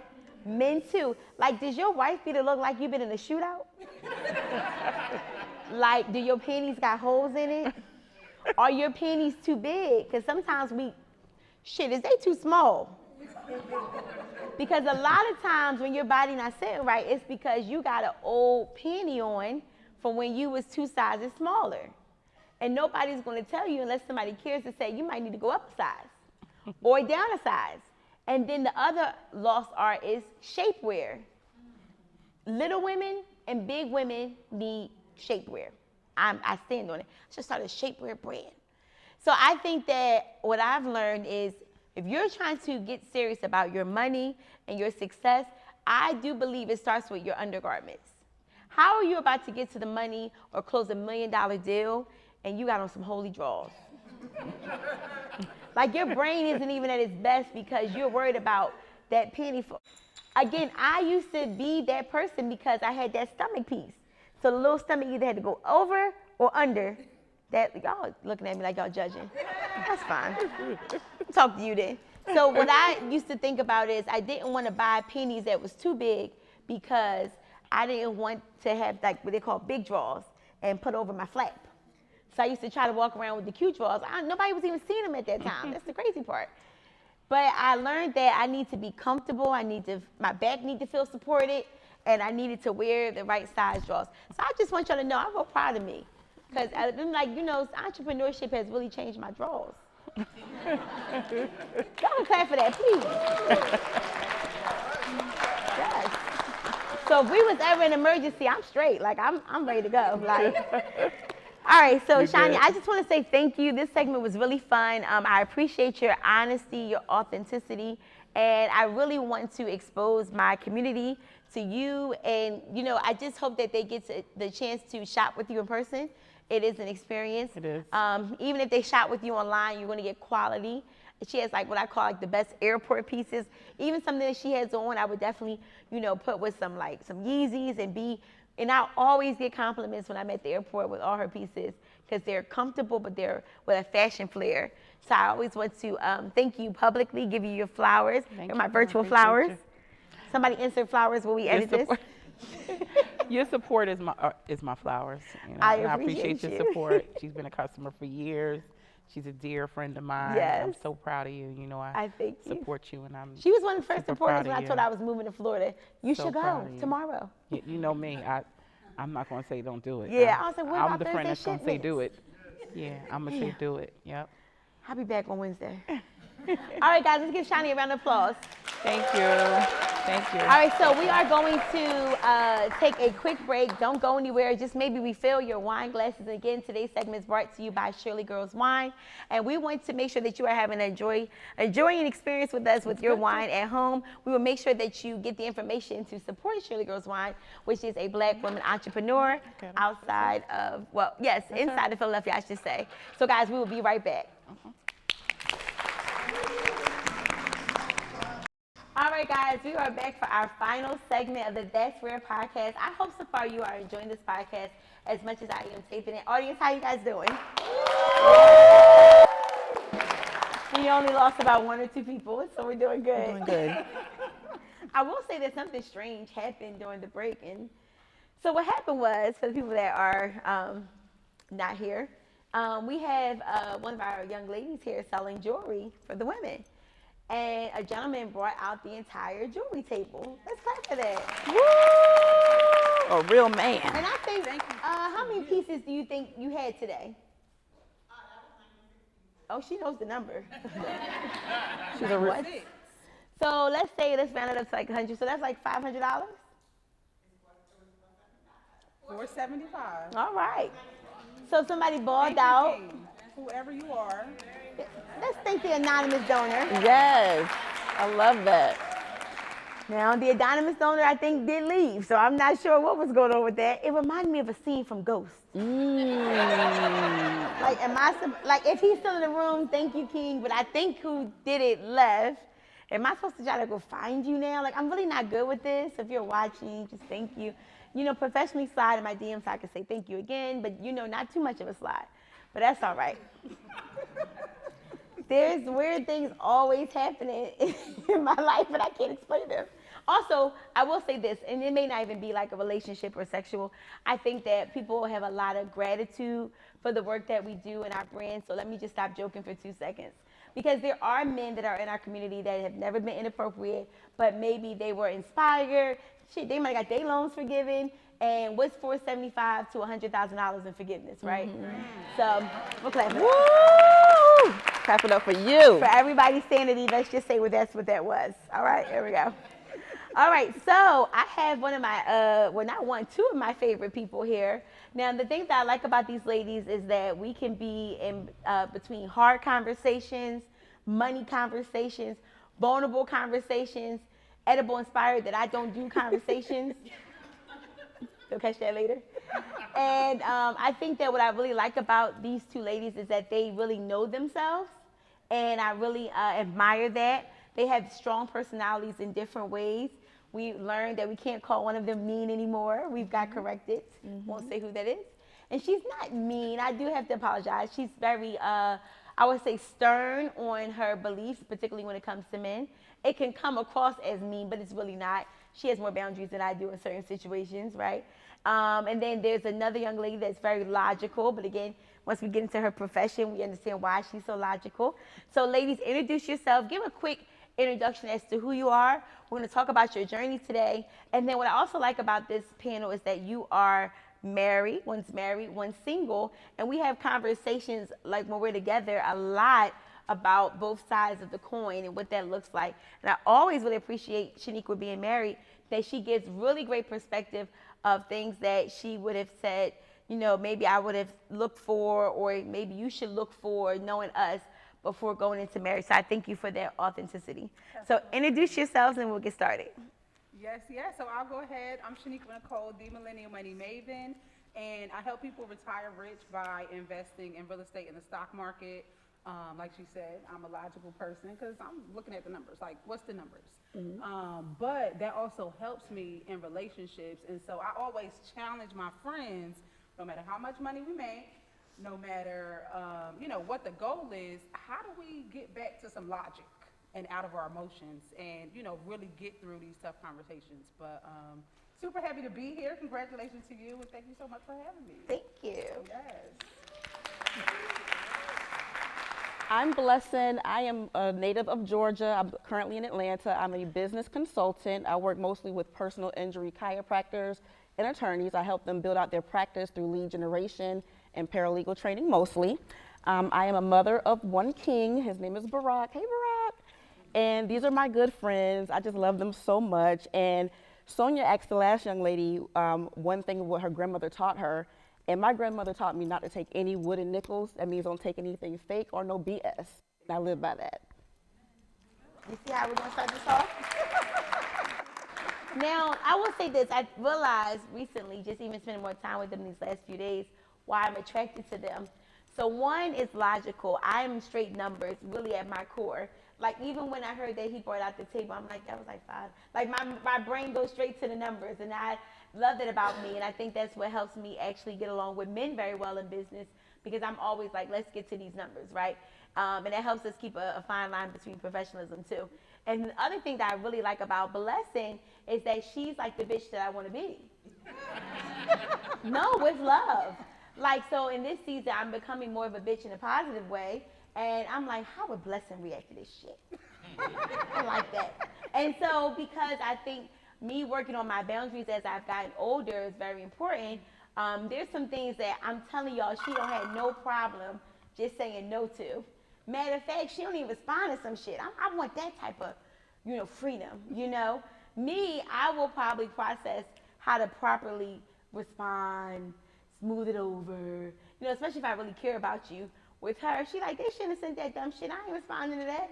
And she go on. I never seen nothing like it. Like, I really aspire to be that person, but still be me.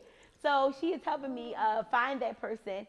And I think that if you want to be very transparent, what I realized through therapy is that I have the art of people pleasing. And people pleasing may have come from my absent relationship with my father. I was doing some reading, I was doing some therapy, and it was like, maybe if I just do this, he would have done this, right? And then I realized recently that, well, I love my dad, and my dad is going to be always in my life as a great friend. Like, if I call him right now, we could bust it up, make jokes about people, stuff, events. But the moment I ask him for fatherly advice or to show up as a father, it gets very, very weird. So, in order for him not to be weird and for me to have a successful relationship with him, I had to just act and call on him only as a friend. Does that make sense? Mm-hmm. So, I've learned that a lot of my need to please comes from wanting to have a relationship with him. And I realized that I do have one. It's just not going to look like I think it should look according to what we see on TV or we see with our friends and family. And I also want to say I appreciate men in my life, like my cousin Fonz is here, my uncle Stan, I call my stepdad Richard. There have been men that have been present in my life that have stepped up to be the father figure that I needed. And as more of those men are more present, I make better decisions in business and in male relationships because I have a sounding board to say, this shit seem weird. What you think? Like, no, he trying to play you. Like, but what if you don't have someone safe to have those conversations with? Now, my girlfriend Blessing here, she has the gift of calling it out from the beginning. So a lot of things that I might say to her, like, girl, let me tell you how, delete that shit. You hungry? And then we just go into the next conversation. I'm like, delete them, block them. She's like, we're not doing that. You don't know who you are. And sometimes you got to give her flowers. Sometimes you have to have good girlfriends remind you of how they see you, the world sees you. And I'm like, bitch, you right, I'm going to deal with that. Period. And it's so interesting. Her and I are having this experience in Atlanta. We hang out on like Wednesdays. It's R&B night in Atlanta. Did y'all know that? Yes. It's very good. It's fun. And we meet different men, we meet different people. Nobody's trying to like actually close a deal. We're just having fun being little butterflies. And her and I butterfly differently. So one time I had to say to her, I said, put that bitch away. We're not paying for these drinks tonight. So I set it up, I lines it up, and we get free drinks all night. Now, sometimes she listens to me, sometimes she doesn't, and I'm only one to get some free drinks. But the point is, I appreciate that. Here's the funny thing. We don't need the free drinks, y'all. I'm still cheap in my mind. I want the free drinks. She's such a boss. She's like, I'll buy him a bottle. I'm like, oh, no. She's pushing it, y'all. She is pushing it. Can't let her do it by herself. Listen, No, she buys the bottles. It's not me. She buys the bottles, but go ahead. All right, so here's what happened. True story. Like, I feel like if you trying to play in our face, See? Keep talking. I will buy it and I will send you one and then make you feel better about your whole life. That's probably toxic though. Right. That's not good. I'm working on some stuff. And Atlanta is not that expensive sometimes, depending on where we're going. If you buy a bottle in Philly, you are rich and it's only $100. Like, I don't know. Miami, I would never. I am not trying to show up nobody in Miami. Miami singular drinks is $40. So you and this bottle can kiss my ass. No, I'm not doing that. All right, let's get into some conversations. So, ladies, we want to talk to you both today about getting to the $1 million mark, right? You could say if you have hit the million, if you're right at the million, maybe different businesses, right? And I think that it's important of meeting people that's going to get to the million or have gotten to it, right? So in the pandemic, I made a few million, and it's funny because I didn't realize, you want to clap for that, but I didn't realize I made it Yes. until tax time. So I was working so hard. Breaks my heart. Yes. I hate to hear it. You know I'm an accountant, and that breaks my heart.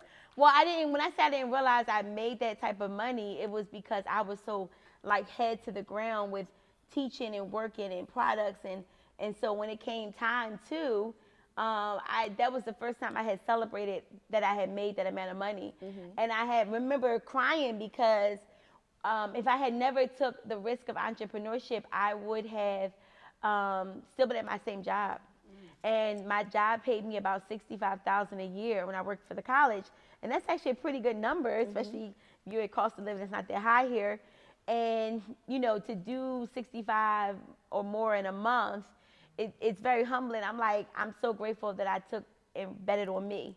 I don't think everybody should be an entrepreneur. I want to be clear about that. And my goal is not to convert people into entrepreneurship. As a matter of fact, I think most people should stay the hell at work because there is a dog in you that has to exist. There has to be a work ethic in you that has to exist.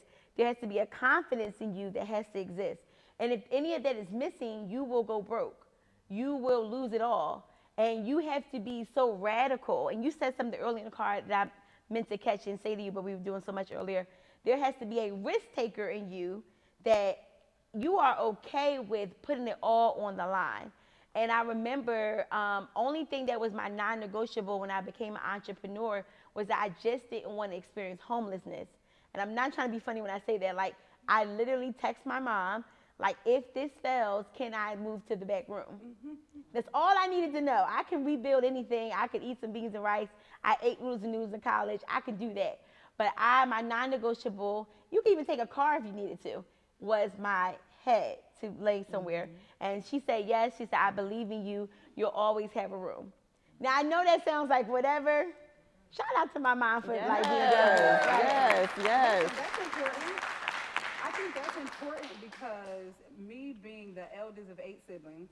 8, Lord. 8. Oh, My wow. mom and dad, they were 16 when they had me. So like I feel like we've kind of grown up together and Yeah. being in that space my entire life, like I just felt like I really don't, didn't have that person to lean on. So like I would probably have to think about like, well, dang, if something happened, where am I gonna go? Who am I gonna go to? Who can I call on?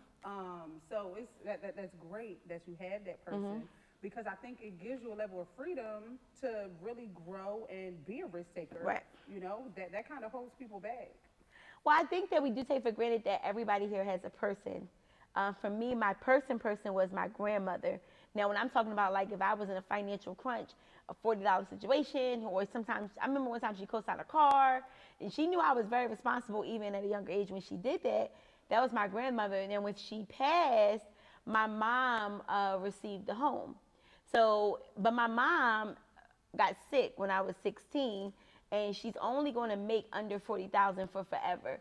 So I could never really lean on her in the sense of money, but we knew we had a deeded home. Does that make sense? Right. So even now, what I carry on my back in this season, and probably forevermore, will be my mom and my payroll. Does that make sense? It is literally to the point where I have a savings for my mom. So she's going to mess up at some point every month. And it just could be because of her shopping or expenses, or she buys monogram hoodies for the dog. Shout out to Dakota for holding my mom down, right? I support these things because that's my mom's whole world is her and Dakota. Y'all ever seen them together? I think she thinks she's me. All right? Let Dakota know like I was the original. No, but, and so what I say that to say is my mom's going to need something every 2 months. And it's my job to do it with a smile, right? Because she didn't have to bring me into this world. And you're going to be really transparent. My mom was actually honest with me and said, before me, there were some abortions. So statistically, you want to do the math, I'm not supposed to be here. Then she said she decided she wanted to have me. And she said that when it came time to have me, she said I was growing at the same time as a fibroid. Me and the fibroid were the same size, right? Now, you should see the men's faces in the room like, what? And so the doctors told her to abort me so then they can take the fibroid out. So she said because she had good insurance, she was able to tell the doctor, no, you need to get me a specialist that can get this fibroid and keep her. So really, y'all, I could be swirling down this little train right now in a loving way. So So statistically and health, I really probably shouldn't be here. So I think y'all looking at me like I'm crazy. Okay, I said it's gonna get weird. No. To be fair, we all are like one of 10 million sperm. You So, like you like, made we it. Like all need to they be made it. I grateful. think people don't understand that. Right, we all need to be grateful Your that we're little here, spermie, for sure. he had dedication, or she, whatever how Right. this goes, and got to the egg. So you are the product of somebody that was very hungry to be here. Do you that make sense? Yes. All right, and even if we take it a step further, just ancestral, if you came from by way of a slave ship, and the people that made it here, you are the DNA of those that made it through conditions that was deplorable. Some slaves jumped. That bloodline we may never know. But you made it stacked on top like little boxes. Like, and I know that sounds like I'm being funny and colorful, but when you just think about all the adversities it took for you to sit in this seat, you would just think about your life just a little different, right? Yes, ma'am. So I don't know if you're having a bad day, but I just looking at the little boxes. I look at the little egg. I just watch a little video, and I'd be like, okay, I made it. I'm supposed to be here. You're supposed to be here. So one, give you a round of applause for being here, right? Y'all like this that vortex edible conversation. Yeah. I told these heifers to not do that to me. I thought y'all slip something here. That's all you, sis. It's just the energy. It's just the energy. All right, we do have to wrap this segment up in a little bit, but I want to ask you guys a question. Marriage and entrepreneurship. How does it work with you being a successful entrepreneur? I don't know much about your husband, and I intentionally this weekend did not ask you a lot for this moment because I didn't want to have my questions too frank. And what does it look like if you guys are doing some type of work together? What does that look like? Yeah, so that's a great question. And I think that in every relationship, you got to choose what works for you, right? And so when I met my husband, I was already an entrepreneur. I've been an entrepreneur for like 15 years. Really, I've been an entrepreneur since I was a baby, right? Like, it's just in me. I was selling candy, whatever, but like that is who I am, right? Risk taker, like we mentioned earlier. And my husband is really more on the safe side. And to be honest, he really helps me keep a balance because the car I just bought, right? And I do things like that, and he'd be like, "Well, ma'am, First off, I'm not gonna let her do this. no, don't you dare, don't do it. I'm doing it. No, It's gonna be for rent. She bought a car. Not just any car. It ain't just any car. Like, let's cut this. And I want to say this on this platform. This is the silent rule. You have to be authentically and unapologetically yourself. Right. Tell them the car you brought. Okay, so this is my issue. Not my issue, but It's an issue. It is an issue because I'm very humble and I want to, remain. Don't that nobody way. grow from I'm humbleness. very grateful for my life and being Praise God. successful and all of that. But I have my friends to remind me that I am that girl. Please tell them the car so we can speed this along. Okay, and so I just purchased my first exotic car. It's a 2023 Rolls Royce. Which I'm very excited to ride in. So, to say, first off, I got in the car and it was too big, okay? Like, It is the big. front is very huge. I feel like I would never drive it. But for I'll me, drive it. I'm an investor, right? I'm an investor. I always approach everything with an investment mind frame. So I bought the car as an investment, and I was telling you, minimum can make about $30,000 You will. on the car. So, that's what I teach. I teach people how to look at things and flip liabilities into assets and turn your cash flow into your freedom. So that's really why I bought the car. And of course, now I can pull up next to my sis over here with the Urus and not feel like I'm in my Honda. She don't drive a Honda. She drives a Mercedes. So here's what's interesting, and I had to be comfortable about this. I was one of the first women in our group to buy an exotic car, and I didn't realize how much of a big deal it was until it was a big deal. And I will say this, I even play small sometimes about it because I don't want to make people uncomfortable, but we got to say fuck that in this season because if you don't consciously show up as your big, authentic self, you will allow somebody in this room to be small. And the last time I checked, nobody in this room in here should ever play small, especially if you're associated with me. And now by way of you guys, right? The thing is, I think sometimes we get comfortable with being average and playing small. And not that you need an exotic car or a big house, but everybody here, if I really set you down, you were comfortable to be vulnerable enough, you have a big goal that you want to hit. It's a big goal you want to reach, but you're around so many damn small minds that you're uncomfortable and you sometimes forget that goal. Sometimes you trade it in. Sometimes you settle. And what I appreciate about these ladies and other members of my mentorship community is that they don't allow me to be small.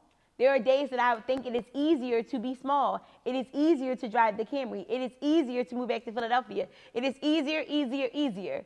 And my life would be amazing and fun, and I could ball out at every happy hour here and be just as, Philadelphia popular as I want to be, but that is not it. The goal is if I want to go to Martha's Vineyard on a fucking Tuesday, I'd be at Martha's Vineyard. If I want to go to Bali for a month and be fed fruit, I want to go to Bali. But there's things that we all aspire, and your goals are different than mine. My biggest goal is really surrounded by travel, because I know what travel does for you and exposes you to. Your goals may be different, right? And my other goal is I just really want to have such a cushion that my mom doesn't have to ask. She can just tap in wisely with a limited restricted amount per month. And that's my wild goals, right? And I can't hit those goals unless I keep putting myself around people who remind me that it's possible. And the thing about it is, it's not just about money or cars. It really is about you living the vision that you set up for yourself before you met somebody that told you no. And you don't know this, but every day you're around people that tell you no. Let's get into it.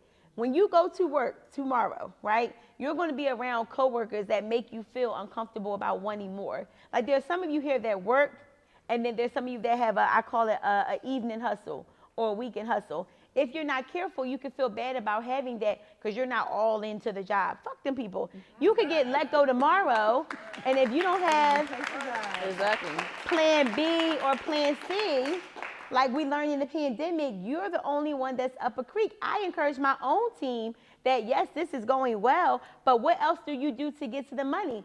Jennifer is also a real estate agent. I bought my first home in Georgia with her. If I'm going to get money with anybody, get it with the people that you work with most.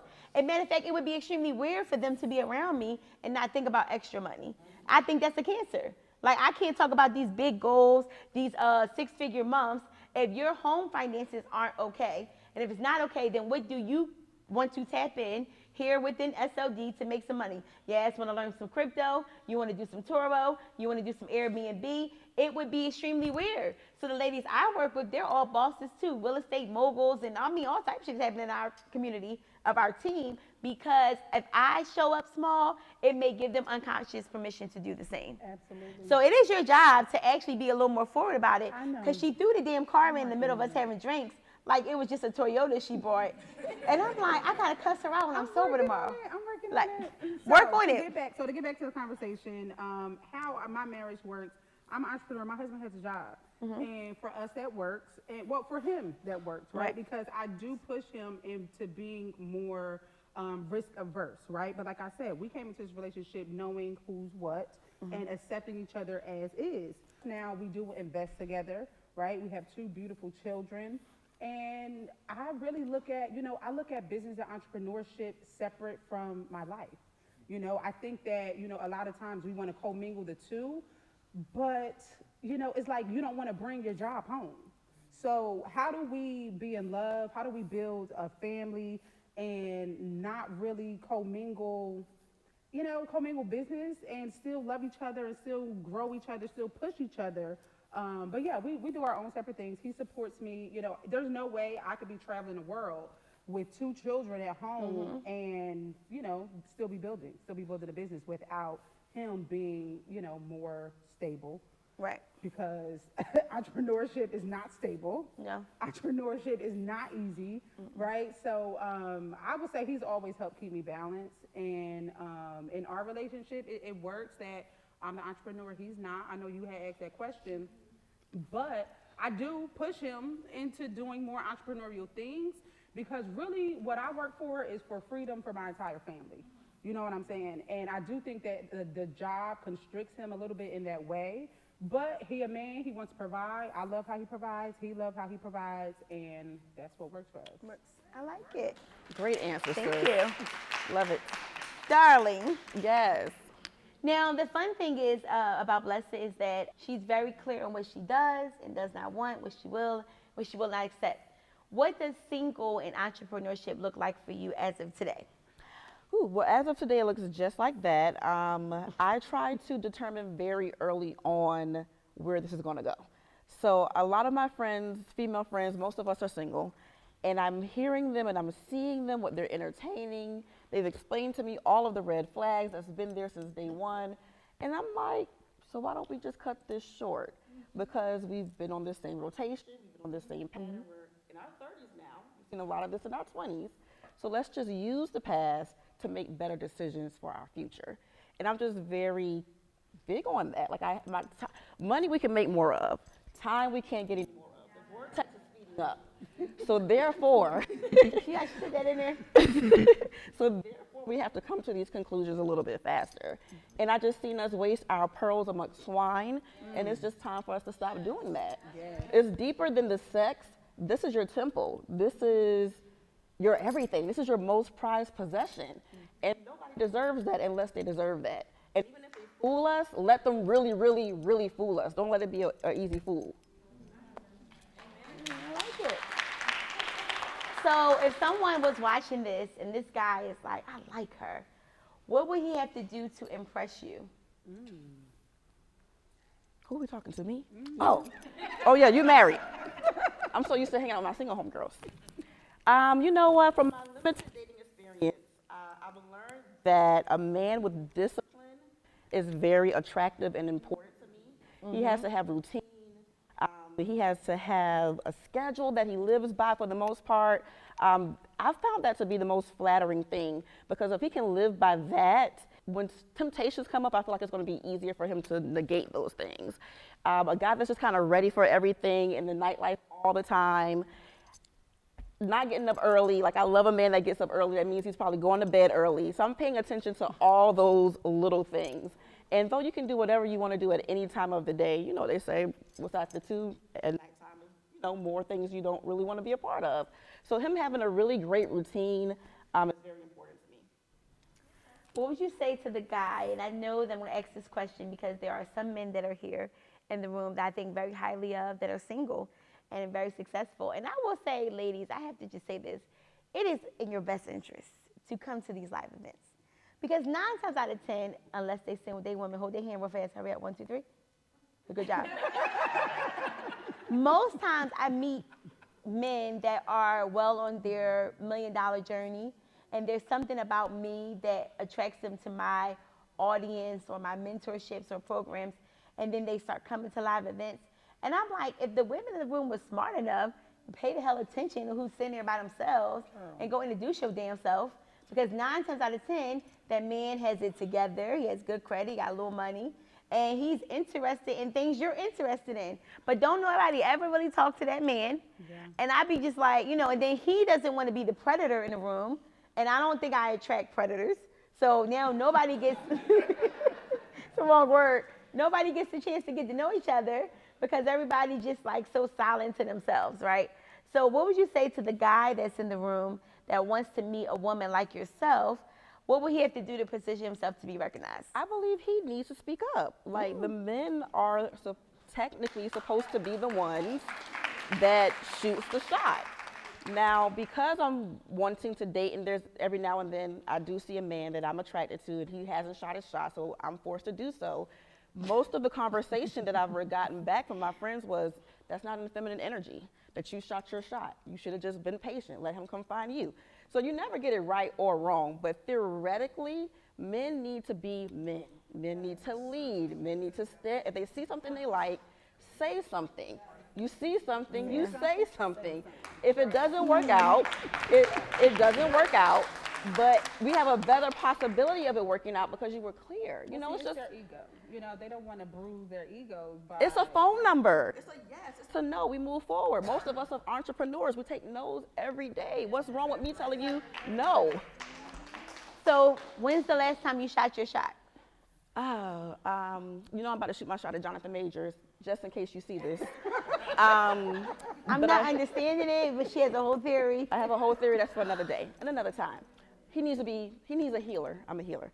Okay, so the last time I shot my shot, this very popular guy on Instagram. Please don't say the name. I'm not going to say his name. Thank that you. part I'm going to leave private. Because she's I serious. because I don't mind.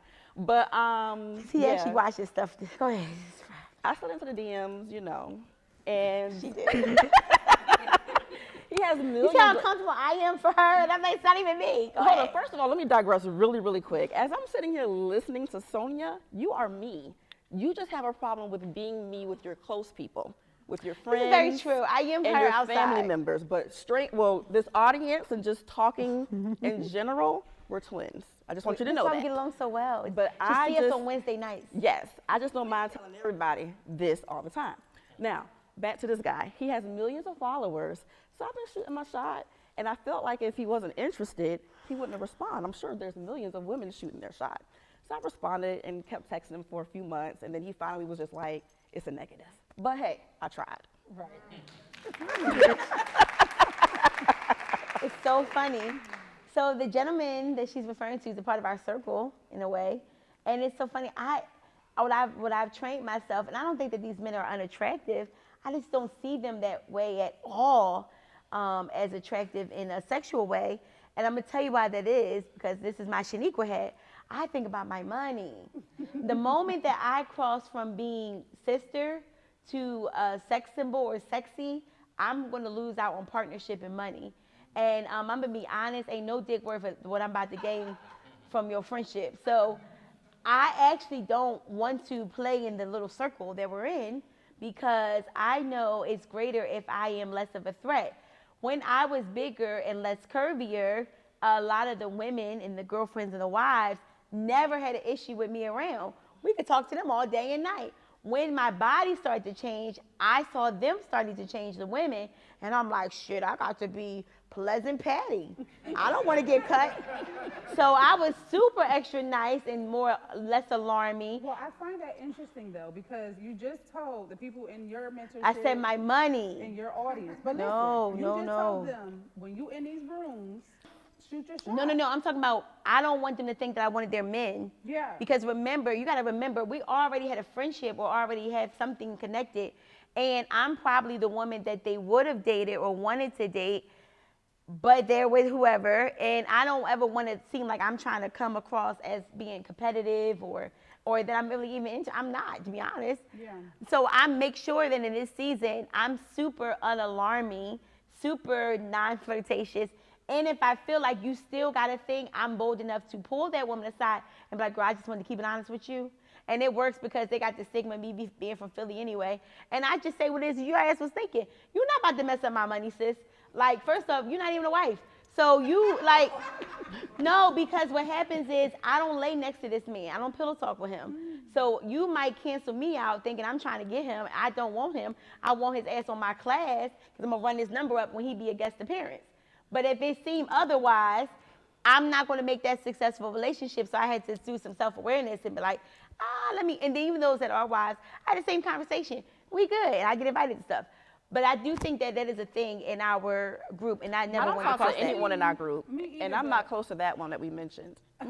So I've seen. I think it's really interesting, right? As a wife, right? I've seen wives of these successful men, like you said, be very overprotective. Mm-hmm. And there was a podcast that, some women were talking, and they were like, "Don't you ever two-hand hug my husband?" And Like it's two like, hands. Okay, yeah, got it. like two-hand hug, like embrace the man with two Yeah, I hands don't, yeah. that is married, right? So these are, women in the circle, and it's like, for me, I'm just like, it's all love, right? I'm operating out of love. Are you? Clearly not. Who, the because- wife? Yeah. Well, it's a lot of these women not operating out of love. Right. This That's is what I'm saying. Clearly they're not, and that's why. But they not the feel- wives, the women around. Like for me, I have to have an old man pastor. Okay. Because I'll be looking at them young pastors, like a powerful man who can preach the word does something to me. So I'll be in the congregation having all of the wrong thoughts.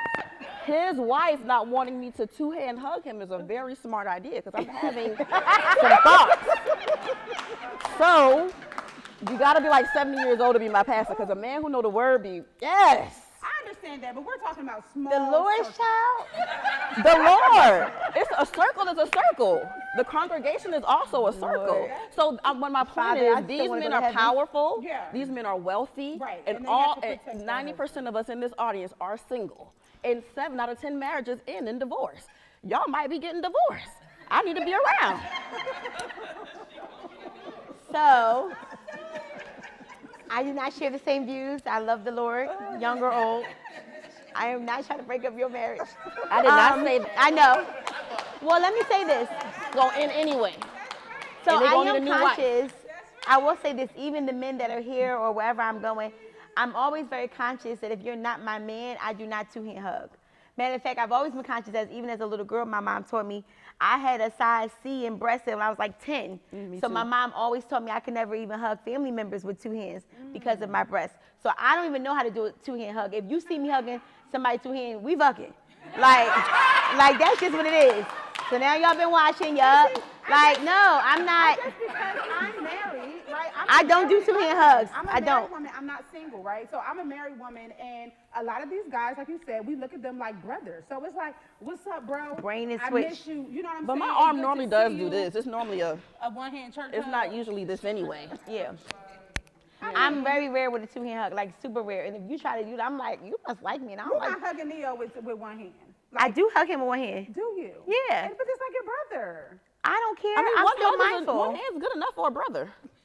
Well, like, but Neo and I, it's funny because there was a point where when, hey, shout out to Nehemiah and Vina. Who connected us? Yes, they are Yes. connection in this room.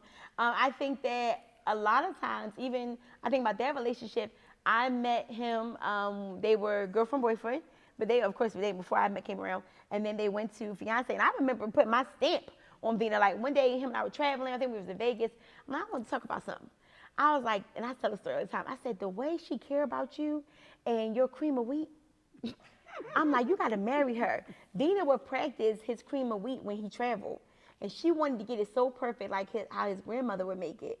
And she said she would make about 10 batches until it was perfect. And that's when I knew my ass wouldn't be a wife. Look, that's why I'm single. You Because just cracked the code. I don't give a damn about no cream of wheat that bad.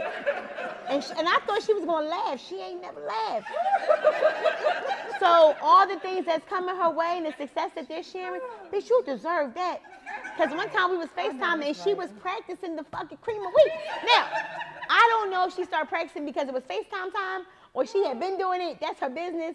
But that's a good woman. That's a good woman. And so, and there's some things that she even shared at his birthday dinner recently when she was just like, you know, for a minute she held it down with the finances. And now she said, I just never thought we would be this successful, but I knew there was a level of success we would hit. I mean, I think she deserves everything. But long story short, what I was saying is it was a point where I pulled her aside. I said, hey, listen, I want to let you know. And when we were traveling, him and I used to like share hotel rooms. Well, he had a bed, I had a bed, and we had no money at this time, so it's what we could afford. And I said, call her ass on FaceTime. Everybody go sleep now. You just go sleep. She wake up at 3 a.m. We all still sleep. Like, let this FaceTime one, put it on charger. Yeah, because I was conscious to never want her to be uncomfortable. Yeah. And she said to me, I think when they got engaged, she said, you're really one of the only few women that always thought about how I feel about him and you guys' relationship. She said, for that, I always love you. She said, because you didn't have to care. Yeah, because I want to be around for a long time. That's my brother. I don't want to be canceled out. I don't want you to think twice about me. And then when I started physically changing, now I got a hip and shit, a little butt.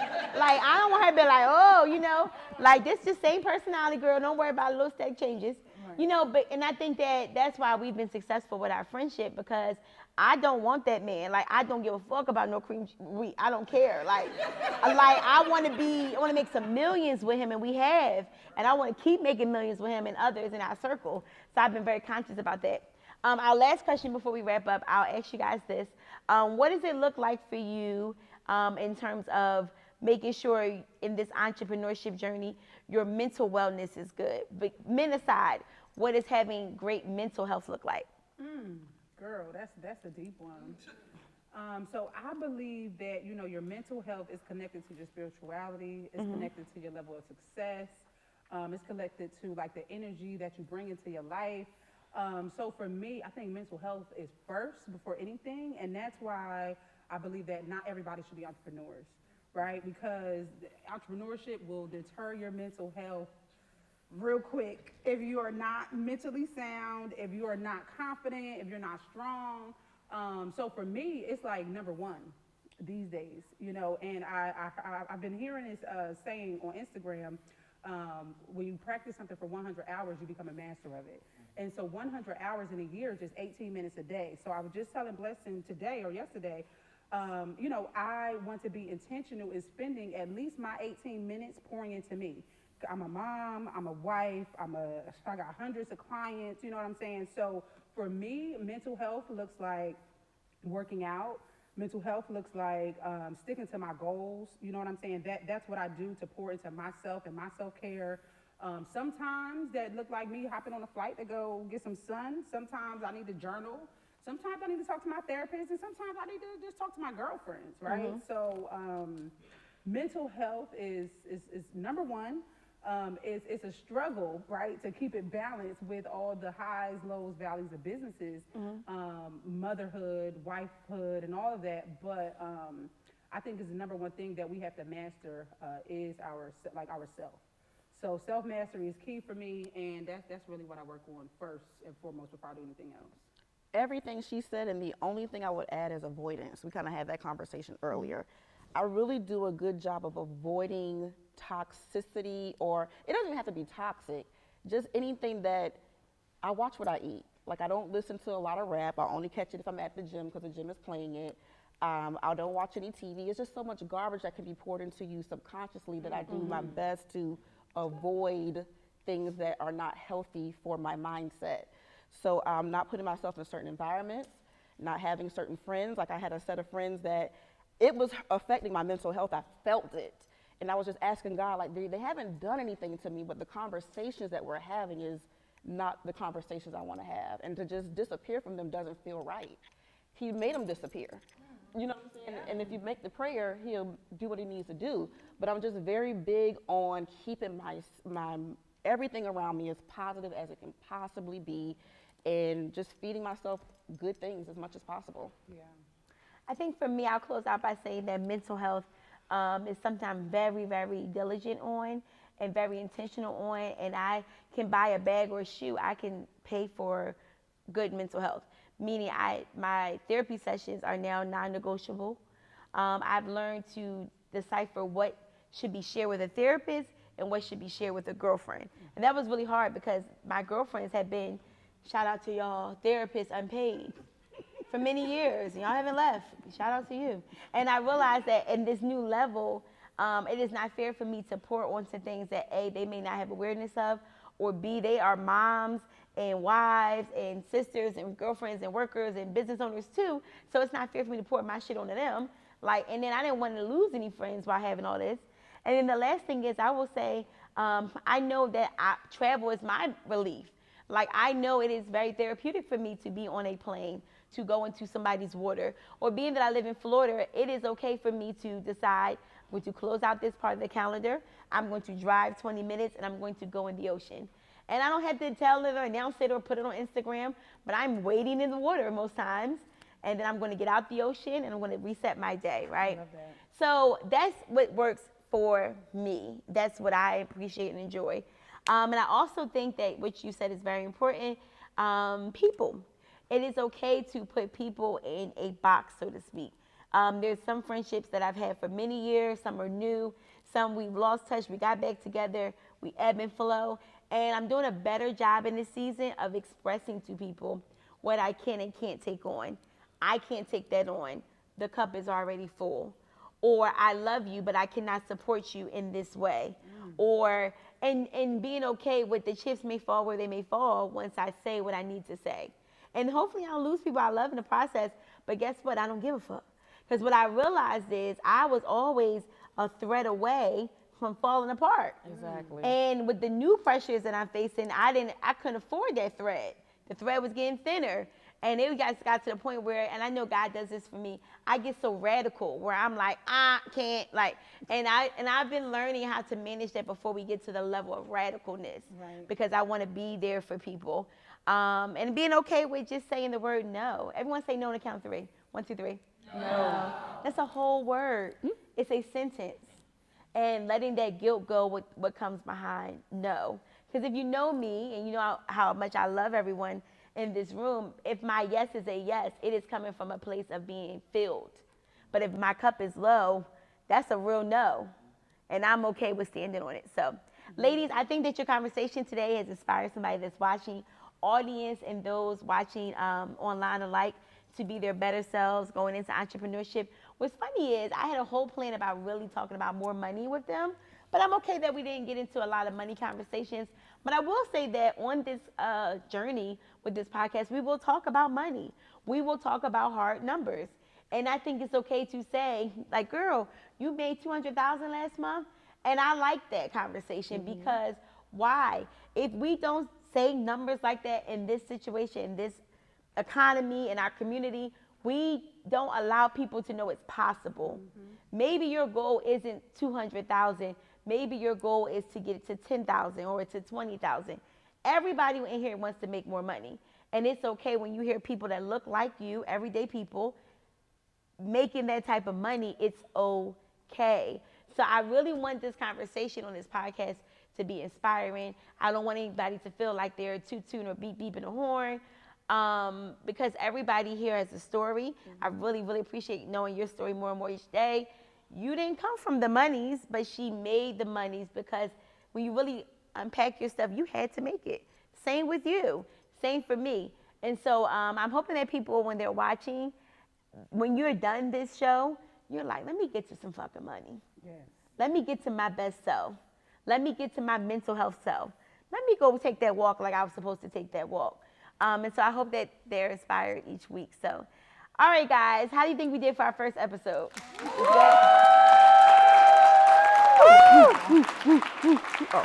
I'm somewhere between needing some shots, some sleep, some Jesus, some real food. I don't know what I need. Keep it in prayer. And I will say that if all goes well, this will be airing every Friday on YouTube and on Apple, iTunes, right? And I hope that the best thing I can ask that you can do, support it by sharing out with others. Tune in, listen to it. I trust that if you're in this room, you'll give your authentic feedback. If it's that crazy, just go on and, slide that to my phone. Not online. And then the last thing is, again, I want to just announce and say thank you to Shirley Girls Wine for being today's sponsor. We look forward to tasting much more of her wine. It made the conversation a little bit more fun, a little bit more authentic. And from us to you, whether you're here in the city or you're at home, we love and appreciate you. And until next time, we'll see you soon.